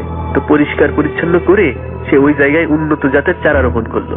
তারপর তার কাটার বেড়া দেওয়া হলো, একটি ছোট্ট মাচা তৈরি করে ছাউনি দেওয়া হলো ওখান থেকে পাহারা দেওয়ার জন্য। তো এরকম ভাবে সব ঠিকঠাক করে অপেক্ষা করা হলো পেয়ারা ধরার। তো 4-5 মাস কেটে গেছে। ছোট ছোট ফুল ফল আস্তে আস্তে পেয়ারা ধরা শুরু হলো। তো যারা মোটামুটি পেয়ারা জানেন এই চাষ সম্পর্কে, পেয়ারাটি পলিথিন দিয়ে মুড়ে দিতে হয়, তা না হলে পোকা লেগে যায়। তো সমস্যা শুরু হলো তখন থেকে, যখন সেই চাষি ওই পেয়ারাগুলিকে পলিথিন দিয়ে মুড়ে রেখে চলে আসতেন। তারপরে পরে যে আর সেই পেয়ারাটি আর খুঁজে পেতেন না। তো এটা কেমন ব্যাপার, পেয়ারাটি হারিয়ে যেত। প্রথম চাষি খুব একটা কিছু বুঝতে পারেননি। তারপরে একটা সময় নোটিশ করলেন যে পেয়ারাগুলি আর থাকছে না, যেগুলি সে ওই পলিথিন দিয়ে মুড়ে রেখে চলে যাচ্ছে সেই পেয়ারাগুলি হারিয়ে যাচ্ছে। সে তো বড় অদ্ভুত সমস্যা। তারপরে সে ওই ভাবলেন যে এটা পাহারা দিতে হবে, আসলে কোনো চোর হয়তো বা এটা করছে, এই চোরকে আমার ধরতে হবে। তো তিনি সেই মোতাবেক পাহারার ব্যবস্থা করলেন। প্রথম দিকে তিনি দিনের বেলা পাহারা দিতেন, কিন্তু রাতে দিতেন না। তো এই অবস্থা হওয়ার পরে সে রাত্রেও পাহারা দেওয়ার ব্যবস্থা করলেন। তো রাতে টর্চ লাইট নিয়ে বসে থাকতেন। 4-5 দিন 6 দিন কেটে যায়, কোনো চোরের হদিশ সে পায় না, অথচ পেয়ারাও থাকে না, প্রতিদিন পেয়ারা হারিয়ে যায়। তো এই বিষয়টি সে তার যে পাশে যারা আছে তাদের সাথে এই বিষয়টি আলোচনা করলেন যে এরকম হচ্ছে। তো আর যারা পেয়ারা চাষি আছে তারা বললেন যে না, আমাদের তো এরকম হচ্ছে না, আমাদের পেয়ারা কখনোই চুরি হয় না। তো তারা সিদ্ধান্ত দিলেন যে তাহলে এই জমি থেকে যখন পেয়ারাটি চুরি হচ্ছে তখন এই চোরটিকে ধরার দরকার। তো এই যে পেয়ারা চাষি যারা আছেন তারা সবাই মিলে এই জমিতে এসে তারা ওই চোরটি ধরার জন্য পাহারা দিতে লাগলেন। তো রাত্রে পাহারা দেয় সবাই মিলে 5-6 জন। এইভাবে পাহারা দিতে দিতে 8-10 দিন 15 দিন হয়ে গেল, কিন্তু কোনো চোরও আসে না, আবার পেয়ারাও থাকে না। তো একদিন 5-6 জন মিলে ওখানে বসে বসে পাহারা দিচ্ছে, কথাবার্তা বলছে। তো একজন হঠাৎ করে দেখতে পেল যে 2 জন মূর্তির মতো আকৃতি বাড়ি থেকে বেশ কিছুটা উপর দিয়ে ওই পেয়ারা বাগানের ভিতরে প্রবেশ করছে। তো তাদের গায়ে চাঁদের আলোর যে রিফ্লেকশন ওটা দেখতে পাচ্ছে। তো সেই লোক চিৎকার করে বলল, ওই যে চোর চোর। তো বাকিরা সেই দিকে তাকালো, তাকিয়ে দেখলো যে কিছু একটা গেল, কিন্তু কি গেল সেটা ভালো করে বুঝতে পারলো না। তারা ওখান থেকে লাইট মেরে ওই জিনিসটার দিকে গেল, যে সেখানে আর কিছু পেল না, নিরাশে ফিরে আসলো। বেশ একটু ভয়ও লাগলো। তারপর একটা সময় সকাল হলো, সকালবেলা যে জিনিসটা দেখলো সেটা আরোই অদ্ভুত। দেখলো পেয়ারা আছে, কিন্তু প্রত্যেক পেয়ারাতে একটু কামড় বসানো। তো এই জিনিসটা দেখার পরে একটু ভয় পেল। তারপরে ওরা ওখানে আর থাকলো না। তো ওখান থেকে যেয়ে সে যে চাষি যার জমি, সে গ্রামের বেশ যারা জ্ঞানী গুণী আছে তাদের কাছে এই বিষয়টি বললেন। বলবার পরে খুব একটা উপকার হলো না, কোনো সমাধান মিলল না। তারপরে একটা তান্ত্রিক বাবা আছে, সেই গ্রামে তিনি গেলেন। যাওয়ার পরে তান্ত্রিক বাবাকে সবকিছু বলার পরে তান্ত্রিক বাবা ওই জায়গাতে এসে পরিদর্শন করে বলল যে এখানে তো অনেক সমস্যা আছে, তো সমস্যা ঠিক করা যাবে, কিন্তু কিছু জিনিস আমাকে এনে দিতে হবে এবং সেটা তোকেই এনে দিতে হবে, সেই চাষিকে বললেন। তো সে চাষি তার শর্তে রাজি হলো। রাজি হওয়ার পরে সে শর্ত দিয়েছিল যে ওই শ্মশান থেকে একটু ছাই এবং আরো বেশ কিছু জিনিস, এইসব দ্রব্য এনে দিতে হবে, দিলে সে এইটার সমাধান মিলতে পারবে। তো গেল, একদিন সে শ্মশানে গেল, যাবার পরে শ্মশান থেকে সেই জিনিসগুলো সংগ্রহ করলো, করে সে উঠে আসছে। এই সময় হঠাৎ করে দুটো মানুষ তার সামনে। তো এই দুটো মানুষ বসে আছে চুপচাপ একটি লাশকে সামনে রেখে। তো তাদের দিকে লাইট মারলো, কিন্তু শর্ত দেওয়া ছিল যে কারোর সাথে কোনো কথা না বলতে। তো লাইট মারলো ঠিকই, কিন্তু কোনো কথা বললো না। তো এইবার চলে আসলো বাড়িতে, এসে সেই তান্ত্রিককে সেই জিনিসগুলো দিল। দেবার পরে সে তান্ত্রিক সেই জিনিসগুলোকে একটি মন্ডে তৈরি করে এই মন্ডটি তার ওই বাগানে পুঁতে রেখে দিতে বললেন। তো সেই চাষি ভাই সে তার ওই বাগানে সেই মন্ড পুঁতে দিল, দিয়ে সে বাড়িতে এসে একটু রেস্ট করলো। সন্ধ্যাবেলায় চিন্তা করলো যে যাই আমার বাগান থেকে একটু ঘুরিয়ে আসি, দেখি কি অবস্থা। তো সন্ধ্যার সময় সে চাষি তার বাগানে যে দরজা খুলতেই যা দেখলো, তাতে আর কোনো সন্দেহ থাকলো না এবার হয়তো আর তার রক্ষা নেই। সে দেখলো দুজন ব্যক্তি, সেই তারাই যাদেরকে সে শ্মশানে দেখেছিল, তার দিকে প্রচন্ড গতিতে ছুটে আসছে। কিছু ভাবার আগেই তার সামনে এসে বলল, তুই আমাদের থাকার জায়গা নষ্ট করেছিস কেন? এই কথাটি শোনার পরে প্রচন্ড ভয়ে সে তার বাগান থেকে দৌড়ে বাজারের দিকে চলে গেল। বাজারে যে একটি দোকানের সামনে সে পড়ে গেল। তারপরে তারা ওখানে যারা ছিল সবাই মিলে ধরে তাকে পানি টানি দিয়ে জ্ঞান ফিরিয়ে বাড়িতে নিয়ে গেল। বাড়িতে নিয়ে যাওয়ার পরে সবকিছু শুনলো, শোনার পরে বেশ সে অসুস্থ হয়ে গেল। অসুস্থ হবার পরে সে আর কোনো রকমই সুস্থ হচ্ছিল না। অনেক ডাক্তার, কবিরাজ বা যা যা আছে গ্রামে সবকিছুই দেখানো হলো তাকে। তো কোনোভাবেই আর কোনো তার আর সুস্থতা আর কোনো রকমই সম্ভব নয়। তো তারপরে একসময় সেই তান্ত্রিক বাবার কাছে নিয়ে যাওয়া হলো। তান্ত্রিক বাবা বললেন যে আসলে এটা তো বেশ সমস্যা, এখানে পেয়ারা বাগান করা যাবে না। তো ওই পেয়ারা বাগানটি কেটে ফেলার নির্দেশ দেওয়া হলো এবং ওই যে পিণ্ড মণ্ডপগুলো পোতা হয়েছিল ওগুলো সেই চাষিকে দিয়ে আবার শ্মশানে রেখে আসা হলো। তারপরে মোটামুটি সেই চাষি ব্যক্তি সে আস্তে আস্তে সুস্থ হয়ে গেল, তার জ্বরটা সেরে গেল, এখন সে সুস্থ আছে। তবে সেই পেয়ারা বাগানটা এখন একদম খা খা করছে। মোটামুটি যারা এই সাবদারপুর এলাকাবাসী আশপাশে যারা শুনছেন তারা বুঝতে পারছেন যে আমি কোন জায়গার কথা বলছি। তো ট্রেনে যেতে গেলেও দেখা যায় পেয়ারা বাগানটা একদম ফাঁকা পড়ে আছে। তো মোটামুটি এটাই ঘটনা। অনেকে ওখানে ওই জমিকে ভুতুড়ে জমি বলছে, যারা আশপাশে আছে তারা ওখানে খেলাধুলাও করতে যায় না, ওটাও হয়ে পড়ে আছে। তো এর সঠিক কারণ এখনো জানা যায়নি কি কারণে এটা হচ্ছে, তবে এটাই ছিল ঘটনা। ঘটনাটি শোনার জন্য ভূত এফএমের সকল শ্রোতাদের ধন্যবাদ। ধন্যবাদ ভূত FM. Hoot FM. The night comes alive. বিশ্বাস করা না করাটা আপনার ব্যাপার।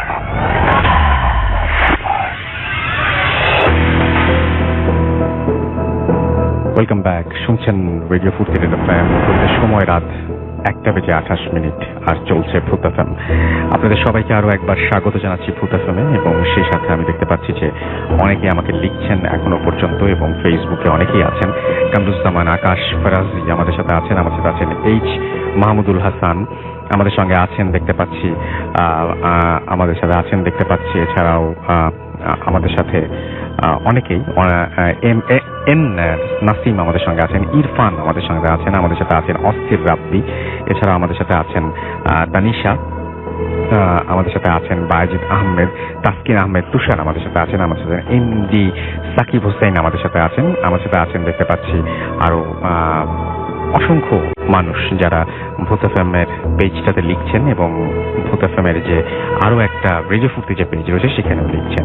আমার সাথে আছেন সাফরিয়া, আপনাদের সাথে আছেন আতিকুর রহমান আতিক, আমাদের সাথে আছেন ইয়াসিন শাফিন সহ আরো অনেকে, এবং সবাই লিখছেন যে আজকের এপিসোড ভালো হচ্ছে, এবং আজকের এপিসোডে অনেকেই প্রচুর ভয় পেয়েছেন সেই কথা উল্লেখ করেছেন। এটা শুনে আমার অনেক বেশি ভালো লাগছে এবং আমাদের কষ্ট সার্থক হয়েছে। রৌফ ইসলাম রাজশাহী থেকে আমাদের সাথে আছেন, আমার সাথে আছেন তানিম তানভি বরিশাল থেকে, তিনি লাইভ শুনছেন। সাইম সাদ আমাদের সাথে আছেন মিরপুর 12 থেকে, তিনি শুনছেন নতুন বছরের প্রথম এপিসোড, সেটা তিনি খুব উপভোগ করে শুনছেন। 11 তলার উপরে বাড়ির চিলে কোঠায় কম্বলের নিচে তিনি শুনছেন। আমাদের সাথে আছেন দেখতে পাচ্ছি এছাড়াও আরো অনেকেই, এবং আপনি যদি থাকতে চান তাহলে চলে আসুন। আমাদের দুটো পেজ রয়েছে, www.facebook.com/radio.furti and www.facebook.com/bhutfm.russell, এই দুটো অ্যাড্রেসে, এবং সেখানে এসে আমাদের সাথে আপনারা শেয়ার করতে পারেন, এবং কোন ঘটনা ভালো লেগেছে, কোন ঘটনা সবচেয়ে বেশি ভালো লেগেছে, সমস্ত কিছুই আপনি শেয়ার করতে পারেন। আমি দেখতে পাচ্ছি আমাদের ফুর্তির যে পেজ, সেখানে খোরশেদ আলম খোকন আমাদের সাথে আছেন, শুভ রহমান আমাদের সাথে আছেন, দেখতে পাচ্ছি তুর্য সরকার, প্রীতুল খান আমাদের সাথে আছেন, এম জাকির হোসাইন আমাদের সাথে আছেন, শরীফুল রিয়াদ আমাদের সাথে আছেন, মুশফিকুর জামান রাফি, মৃধা আক্তার দীপা আমাদের সাথে আছেন, মার্দিয়া আক্তার দীপা আমাদের সাথে আছেন, আরিফ খান শাকিল আমাদের সাথে আছেন, মেহেদি CSK আমাদের সাথে আছেন, দেখতে পাচ্ছি সাইফুল ইসলাম শামীম, এছাড়াও আলামী ইসলাম আমাদের সাথে আছেন, জুয়েল রানা আমাদের সাথে আছেন, রোমেল গাজী, মারুফ হোসাইন আমাদের সাথে আছেন, আরো অনেকেই আমাদের সাথে এই মুহূর্তে যুক্ত আছেন। তো থ্যাংক ইউ সো মাচ আমাদের সঙ্গে থাকার জন্য। আমরা চলে যাব আমাদের পরবর্তী অতিথির কাছে, এবং আপনার নামটা প্লিজ একটু বলবেন, তারপর আপনার ঘটনায় যাব। কোথা থেকে এসেছেন আরো একবার প্লিজ কাইন্ডলি সবাইকে বলবেন। ধন্যবাদ রাসেল ভাই আমাকে দ্বিতীয়বার সুযোগ করে দেওয়ার জন্য। আমার নাম ইয়াসিন মাহমুদ সম্রাট, আমি এসেছি পুরান ঢাকা কলতা বাজার থেকে। চলে যাই ঘটনায়। তো এই ঘটনাটাও একটা বাড়ি কেন্দ্রিক পুরান ঢাকার। তো শুরু করছে একটা বিয়ের অনুষ্ঠান থেকে। একটা ছোট ভাইয়ের বিয়ের অনুষ্ঠান হচ্ছিল আমাদের। তো আমাদের হলুদ গুলো না আমরা প্রায় ম্যাক্সিমাম বাসার ছাদে করে থাকি। তো বাসার ছাদের 5 তলা 6 তলা ছিল আন্ডার কনস্ট্রাকশন। তো 6 তলার মধ্যেই আপনার প্যান্ডেল করে অনুষ্ঠান আয়োজন করা হয়। তো অনুষ্ঠানে বাইরে থেকে আমাদের কিছু গেস্ট এসেছিল। আপুরা 3-4টা আপু ছিল, আপুরা শাড়ি টাড়ি পরা। তো অনুষ্ঠান শেষ হওয়ার পরে সবাই সবার মতো নিচে নেমে যাচ্ছে। কিছু ছোট ভাইরা 5 তলাতে বসে আড্ডা দিচ্ছিল 4টার দিয়ে। হঠাৎ করে ওরা লক্ষ্য করলো যে 5 তলা সিঁড়ি কোটা ক্রস করে 6 তলায় 1-2জন উঠে যাচ্ছে। পুরা চেহারা দেখেনি, জাস্ট শাড়ির পিছনের সাইডে যে পাড়টা থাকে বাতাসে উড়লে যতটুকু দেখা যায় ততটুকু দেখেছে। তো ছোট ভাইদের মধ্যে একজন বললো, দাঁড়া আমি একটু কথা বলে আসি ওনাদের সাথে। তো যেই বলা ওই যাওয়া, তো দৌড়ে গেছে। যাওয়ার পরে আর বাকি যে 3-4 জন ছিল চেয়ারে বসা, ওরা খালি একটা সাউন্ড পেল চিৎকারের সাউন্ড। একজন চিৎকার করে পড়ে গেছে। সবাই মিলে ওর কাছে গেল, ধরাধরি করে পানি টানি ছিটায়। যখন ওর জ্ঞান ফিরলো তখন বলে, কি হয়েছে তুমি এরকম চিৎকার দিলা কেন? বাকি 3-4 জন দেখেছে যে শাড়ির পাটটা যে উপরে উঠছে কেউ। তো ছাদে তো ওরা দৌড়ে যায়, কারোর পায় নাই। আর যখন দেখে যে একজন অজ্ঞান হয়ে পড়ে আছে তখনও বুঝছে ওটা প্যারানর্মাল। জিজ্ঞেস করার পরে ওই লোক বলতেছে যে আমি গেছি, যা বলতেছি আপনারা কে কে ছাদে উঠেছেন, কজন? তো যখনই এতটুকু বলছে, যিনি ছিল উনি ওইভাবে ঘুরেছিল, কিন্তু পুরা মাথাটা একটা মানুষের ঘাড় যদি পুরাটা ঘুরে যায়, রোটেট করা যেরকম লাগে, হঠাৎ করে খালি রোটেট করে ওনার দিকে তাকাইছে। এতটুকু দেখার পর লোকটা সহ্য করতে পারেনি, ওইখানেই উনি ফেন্ট হয়ে যায়। তো এই বাসায় এরকম আরো অনেক কাহিনী আছে। ওই বাসায় অনেকে বলে পুরি আছে। তো ওই বাসারই আরেকটা ফ্লোরের আমাদের আরেকটা ভাই থাকতো, ভাইটার নাম সঙ্গত কারণে বলতে পারছি না। ও ঘুমায় আছে। তো হঠাৎ করে ওর গার্লফ্রেন্ড স্বপ্নে দেখলো যে কে জানি ওর বয়ফ্রেন্ডকে জবাই দিতেছে, and it was so real. মানে এমন মনে হচ্ছিল না যে স্বপ্ন দেখছে।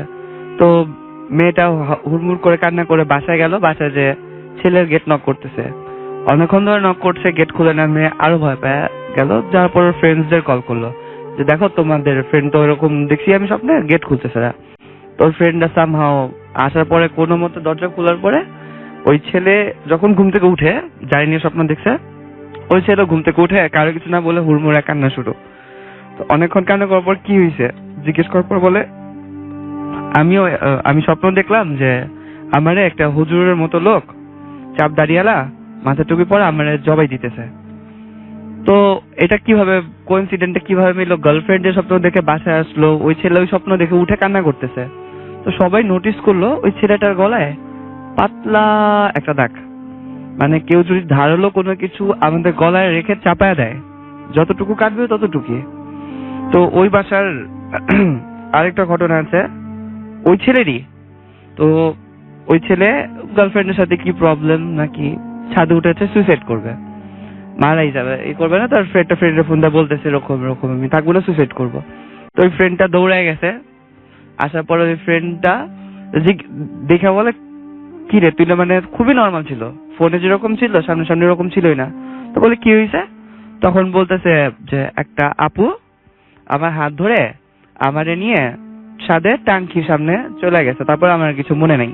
আপুর আমি এখনো খুঁজতেছি, আপু কই গেল, ওই ঠিক রেড শাড়ি পরা আপুটা। তো ওই বাসা অনেকেই দেখেছে, ওই বাসার টাঙ্কির উপরে একজন বসে থাকে, পা ঝুলায় মাঝে মাঝে উকি দেয়। তো মুরব্বীরা বলে ওই বাসার ছাদে পড়ে আছে।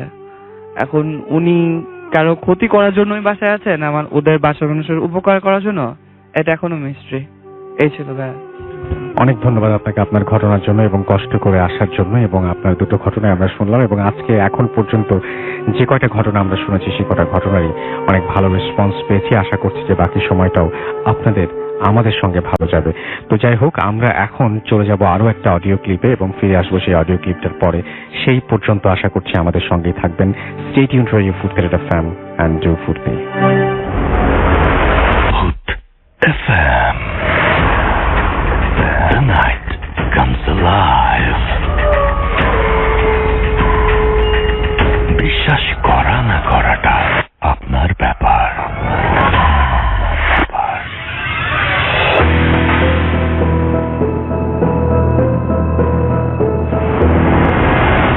আসসালামু আলাইকুম রাসেল ভাই, আমার নাম আলী হাসান রুবেল।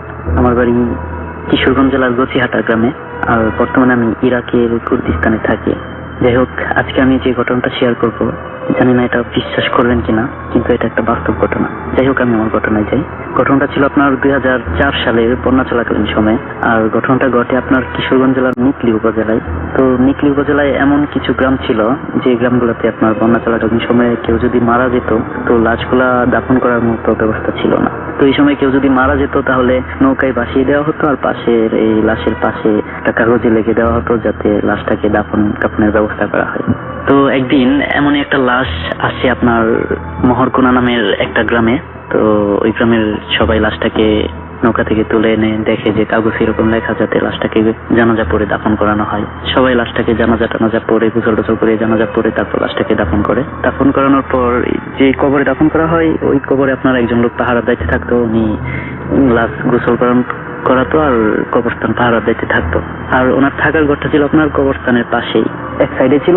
তো উনি যেদিন লাশটাকে আপনার দাফন করে ওই দিন রাত আনুমানিক 12টা বা 1টার দিকে উনি দেখতে পায় যে নতুন যে কবরটার মধ্যে লাশটাকে দাফন করা হয়েছে ওই কবরের পাশে সাদা কাফনে মোড়ানো একটা কিছু পড়ে আছে। প্রায় তখন রাত 1টার মতো বাজে। উনি কি করে লাইট দিয়ে দেখে, দূর থেকে দেখে কবরস্থানের ভিতরে গিয়ে দেখতে যায় যে জিনিসটা কি।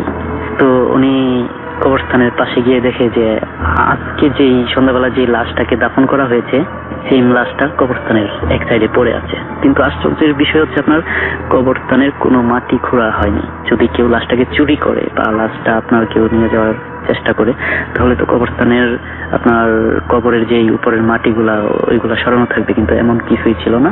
এটা দেখে উনি অনেক আশ্চর্য হয়। হওয়ার পর আপনার পাশে যে মসজিদ ছিল এই মসজিদে যায়, মসজিদের ইমাম সাহেবকে ডেকে আনে। ইমাম সাহেব, এলাকার মানুষ আসে, সবাই এসে দেখে এই ঘটনা দেখার পর আপনার সবাই তো অনেক আশ্চর্য হয়ে যায়। ইমাম সাহেব বলে ঠিক আছে কবরটা খোঁড়ো। তারপর উনি কবরটা আবার খোঁড়ার পর দেখে যে কবরের ভিতরে কোনো লাশ নেই। তারপর ইমাম সাহেব বলে আচ্ছা ঠিক আছে, লাশটাকে আবার দাফন এই কবরের দিয়ে মাটি দাও। তো আবার কবর দেওয়া হয় লাশটাকে। দেওয়ার পর আপনার ওই দিন সবাই চলে যায়, এই দিন আর কোনো কিছু হয় না। পরের দিন রাতে এই যে লোকটা কবরস্থান পাহারা দায়িত্বে থাকতো উনি আপনার স্বপ্নে দেখতে পায় যে 2জন জুব্বা পরা লোক এসে কবরস্থান থেকে লাশটাকে উঠিয়ে মাটি এই কবরস্থানের এক সাইডে রেখে চলে যায়। তো উনি স্বপ্ন দেখে আর ওনাকে বলে যে এই লাশটাকে যেন এই কবরে দাফন না করা হয়, কারণ এখানে আগে থেকে একটা কবর ছিল। এই কবরটা ছিল আপনার একজন খুব পরহেজগার একজন মানুষের। আর যেই লাশটাকে এই কবরের উপরে মাটি কবর দেওয়া হয়েছে ওই লাশটা ছিল আপনার একটা আত্মহত্যা করা লাশ, যেটা কিনা এই এলাকার কেউ জানতো না। তো এই স্বপ্ন দেখে স্বপ্ন দেখার পর ওনার ঘুম ভেঙে যায় সাথে সাথে। তখন প্রায় শেষ রাতের দিকে ওনার ঘুম ভাঙার পর উনি যায়, গিয়ে আবার লাইট ধরে, লাইট টিপ দিয়ে দেখে যে না, সেম অবস্থা, আগের মতোই অবস্থা, এক সাইডে লাশ পড়ে আছে। তারপর উনি কি করে যে ভয়ে আর কাছে যায় না। তো ফজরের আজান পড়ার পর আপনার উনি হুজুরের কাছে যায়, হুজুরে ডেকে আনে, এলাকার মানুষের ডেকে আনার পর সবকিছু খুলে বলে যে আমি তো রাতে এরকম স্বপ্ন দেখছি আর স্বপ্নে আমার এরকম কথা বলছে। তো সবাই তো শুনে খুব আশ্চর্য হয়ে যায়, আর সবাই বলে ঠিক আছে। হুজুরকে বলে হুজুর এটা কি করা যায়, আপনি একটা সলিউশন বের করে দেন। তারপর হুজুর বলে যে ঠিক আছে, এটা আবার নতুন কবর খুঁড়ে এটাকে দাফন করা হোক, কিন্তু এই কবরের উপরে যেন আর দাফন না করা হয়। তারপর হুজুরের কথা মতো আবার নতুন জায়গায় কবর করা হয়, করে ওই দিন আবার নতুন করে এটাকে কবর দেওয়া হয়। এরপর থেকে আর কোনো সমস্যা হয়নি। তো এটাই ছিল আমার ঘটনা। আর সবাই ভালো থাকবেন। আসসালামু আলাইকুম। ফুর্তি Hood FM. The night comes alive.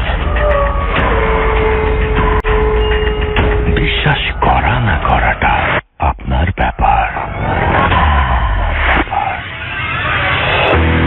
সত্যি তাই, বিশ্বাস করা না বা করাটা আপনার ব্যাপার, কিন্তু ঘটনা আপনারা এনজয় করছেন দেখতে পাচ্ছি অনেকেই, এবং আমি দেখতে পাচ্ছি যে অনেকে আমাকে লিখছেনও।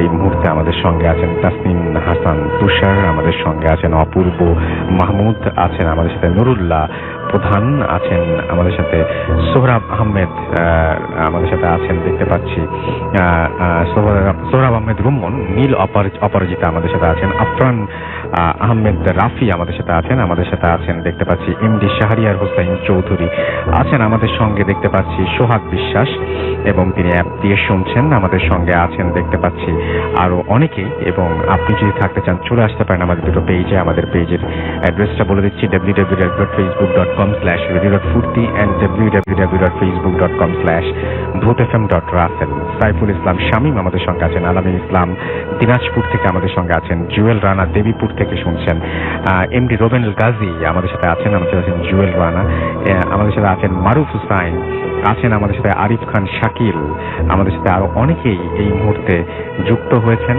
এবং এই এখনো লিখে যাচ্ছেন যারা, তাদেরকে অনেক অনেক অনেক অনেক ধন্যবাদ আমাদের সাথে প্রতিটা মুহূর্ত থাকার জন্য। আমার যেটা মনে হয় যে আমরা বরং আজকে যেহেতু গেস্ট কম, আমরা আরেকটা অডিও ক্লিপ শুনে আসতে পারি, এবং আমাদের কাছে আরো একটা অডিও ক্লিপ রয়েছে, সেই অডিও ক্লিপটা আমরা এখন শুনে আসবো। চলুন শুনে আসি আরো একটি ঘটনা। Hood FM. The night comes alive. বিশ্বাস করা না করাটা আপনার ব্যাপার।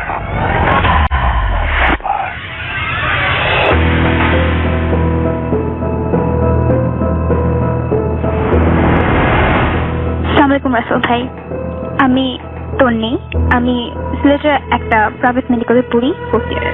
তো ঘটনাটা ছিল হচ্ছে গিয়ে যখন আমি ক্লাস 9-এ পড়ি, তখন ঘটনা ছিল এরকম যে আমি স্যারের কাছে পড়তেছিলাম বাসায়, অ্যান্ড আমার বাসায় সবাই চলে গেছিল একটা বিয়েতে, এক্সেপ্ট আমি।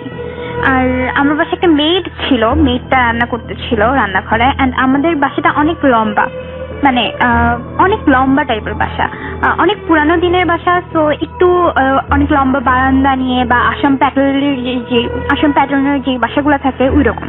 তো স্যার কাছে পড়া শেষ, আমি যখন রুমে ব্যাক করি তখনও আমার বাসায় কোনো মেম্বারই আসেনি, শুধু আমি ছিলাম আর ওই মেয়েটা ছিল বাসায়। তো আমি আমাদের রুমে আমার বই খাতাগুলো টেবিলে রাখি, তখন দেখি যে আমারই মতো, একদমই আমার মতো দেখতে একটা মেয়ে, মানে আমারই আরেকটা ড্রেস পরে সে মানে বিছানার মধ্যে বসে আছে জাস্ট একটা কর্নারে। অ্যান্ড আমি যখন তাকাইছি তখন সে আমার দিকে তাকাইছে, and she just smiled. And আমি মনে করছি আমার মনের ভুল হয়তো, বা যাই হোক না কেন, আমি মানে খুব অবাক হয়ে গেছিলাম দেখে, বা আমি কিছু বলতেছিলাম না। তো আমি প্রচন্ড অপ্রস্তুত ছিলাম ওই মোমেন্টটায়। জাস্ট আমি বইটা রেখে আমি একটা দৌড় দিয়ে আমি জাস্ট মেয়েটার কাছে চলে যাই। তারপর আমি এই ধরনের কোনো কিছু ফেস করি নাই কয়েক বছর পর দুর্গাপুজোর টাইমে, লাইক 2018-এর ঘটনা, সেপ্টেম্বরে। তো সবাই রাজের বাসায় চলে যায়, নিচের তলায় জাস্ট আমি আমার পাশের রুমে একজন আর তার পাশের রুমে একজন, মানে তিনজন মনে হয় আমরা ছিলাম, কিন্তু সেপারেট রুমে। আমি আমার রুমে একাই ছিলাম। তো একদিন রাত্রে আমি পড়ছিলাম, পড়ার পর 2টা থেকে 3টার মধ্যে আমি ঘুমিয়ে যাই। তো ঠিক ফজরের আজানের ঠিক কিছুক্ষণ আগে আমি হঠাৎ করে ঘুম ভাঙে। ঘুম ভেঙে ওঠার পর আমি দেখি যে আমার আমার রুমের ফ্যান থেকে আমার লাশ আমার সামনে ঝুলছে। সেটা মানে আমার লাশ আমার সামনে ঝুলছে, মানে আমি কি বলবো, আমি কি করবো আমি জানি না ওই মোমেন্টে। তো মানে আমারই একটা ওড়না দিয়ে পেঁচানো গলায় আমার লাশ আমার সামনে ঝুলছে। দ্য থিং ইজ দ্যাট আমি মানে আমার কাছে আমি যত মন্ত্র জানি আমি সব মন্ত্র একটা একটা করে মানে জাস্ট বলা শুরু করি। অ্যান্ড মানে ঠিক যখন মানে আমি আমার মন্ত্রগুলা মানে শেষ করি, মানে 108 বার আমার জব হয়ে যায়, ঠিক তখন আজানটা দেয়। অ্যান্ড ওই আস্তে আস্তে মন্ত্র করা শুরু করার সাথে সাথে ওই জিনিসটি টিক টিক করে মিলানো শুরু করে, এবং যখন আজানটা স্টার্ট হয় তখন টোটালি জিনিসটা ভ্যানিশ হয়ে যায়। ওই জিনিসটা আমি দেখি নাই। আমার গলায় কিছু তাবিজ থাকে এন্ড কিছু স্টোন থাকে, যেগুলো হচ্ছে গিয়ে হরোস্কোপের জন্য দেওয়া হয়েছে। ওইগুলা আমি পড়ি সবসময়। ওই দিন আমি কোনো একটা রিজনে খুলে রাখছিলাম, খুলে আমি ঘুমায় গেছিলাম। এন্ড ওঠার পর আমি এই জিনিসগুলা দেখি। তো যাই হোক, আমি তাবিজগুলা বা ওইগুলা কখনোই খুলি নাই। সো আমি আর এই পর্যন্ত এগুলো কখনো কিছু ফেস করি নাই। আর আমি যেহেতু মেডিকেলে পড়ি, এখানে অ্যাকচুয়ালি সবাই মানে আমরা এইসব ব্যাপারে কখনোই বিশ্বাস করি না, বা we sleep with bones and everything, like আমরা স্কেলেটলস নিয়ে ঘুমাই বা ব্লা ব্লা ব্লা। মানে আমি যা যা দেখছি, আমি যা যা এক্সপিরিয়েন্স করছি সম্পূর্ণ সত্য ঘটনা। আর আমি অ্যাকচুয়ালি এরপরে আমি সাইকিয়াট্রিস্টও দেখাইছিলাম আমাদের কলেজের, যে if it's something else, and উনি অ্যাকচুয়ালি আমার কোন ধরনের কোনো ব্যাখ্যা দিতে পারেননি। কারণ সাইকোলজিক্যাল ব্যাখ্যা একটাই হতে পারে যে হয়তো আমি একা ছিলাম, কোনো কারণে ভয় পাইছিলাম, বা কোনো একটা হরর মুভি দেখছি, বা এর জন্য কিছু একটা বসছে আমার মাথায়। বাট আমি কখনোই হরর মুভি দেখি না বা এই ধরনের কোনো কিছু চিন্তা করি না। তো যাই হোক, এখানে আমি আমার ঘটনা শেষ করছি। উইথ বেস্ট উইশেস ফর ভূত FM।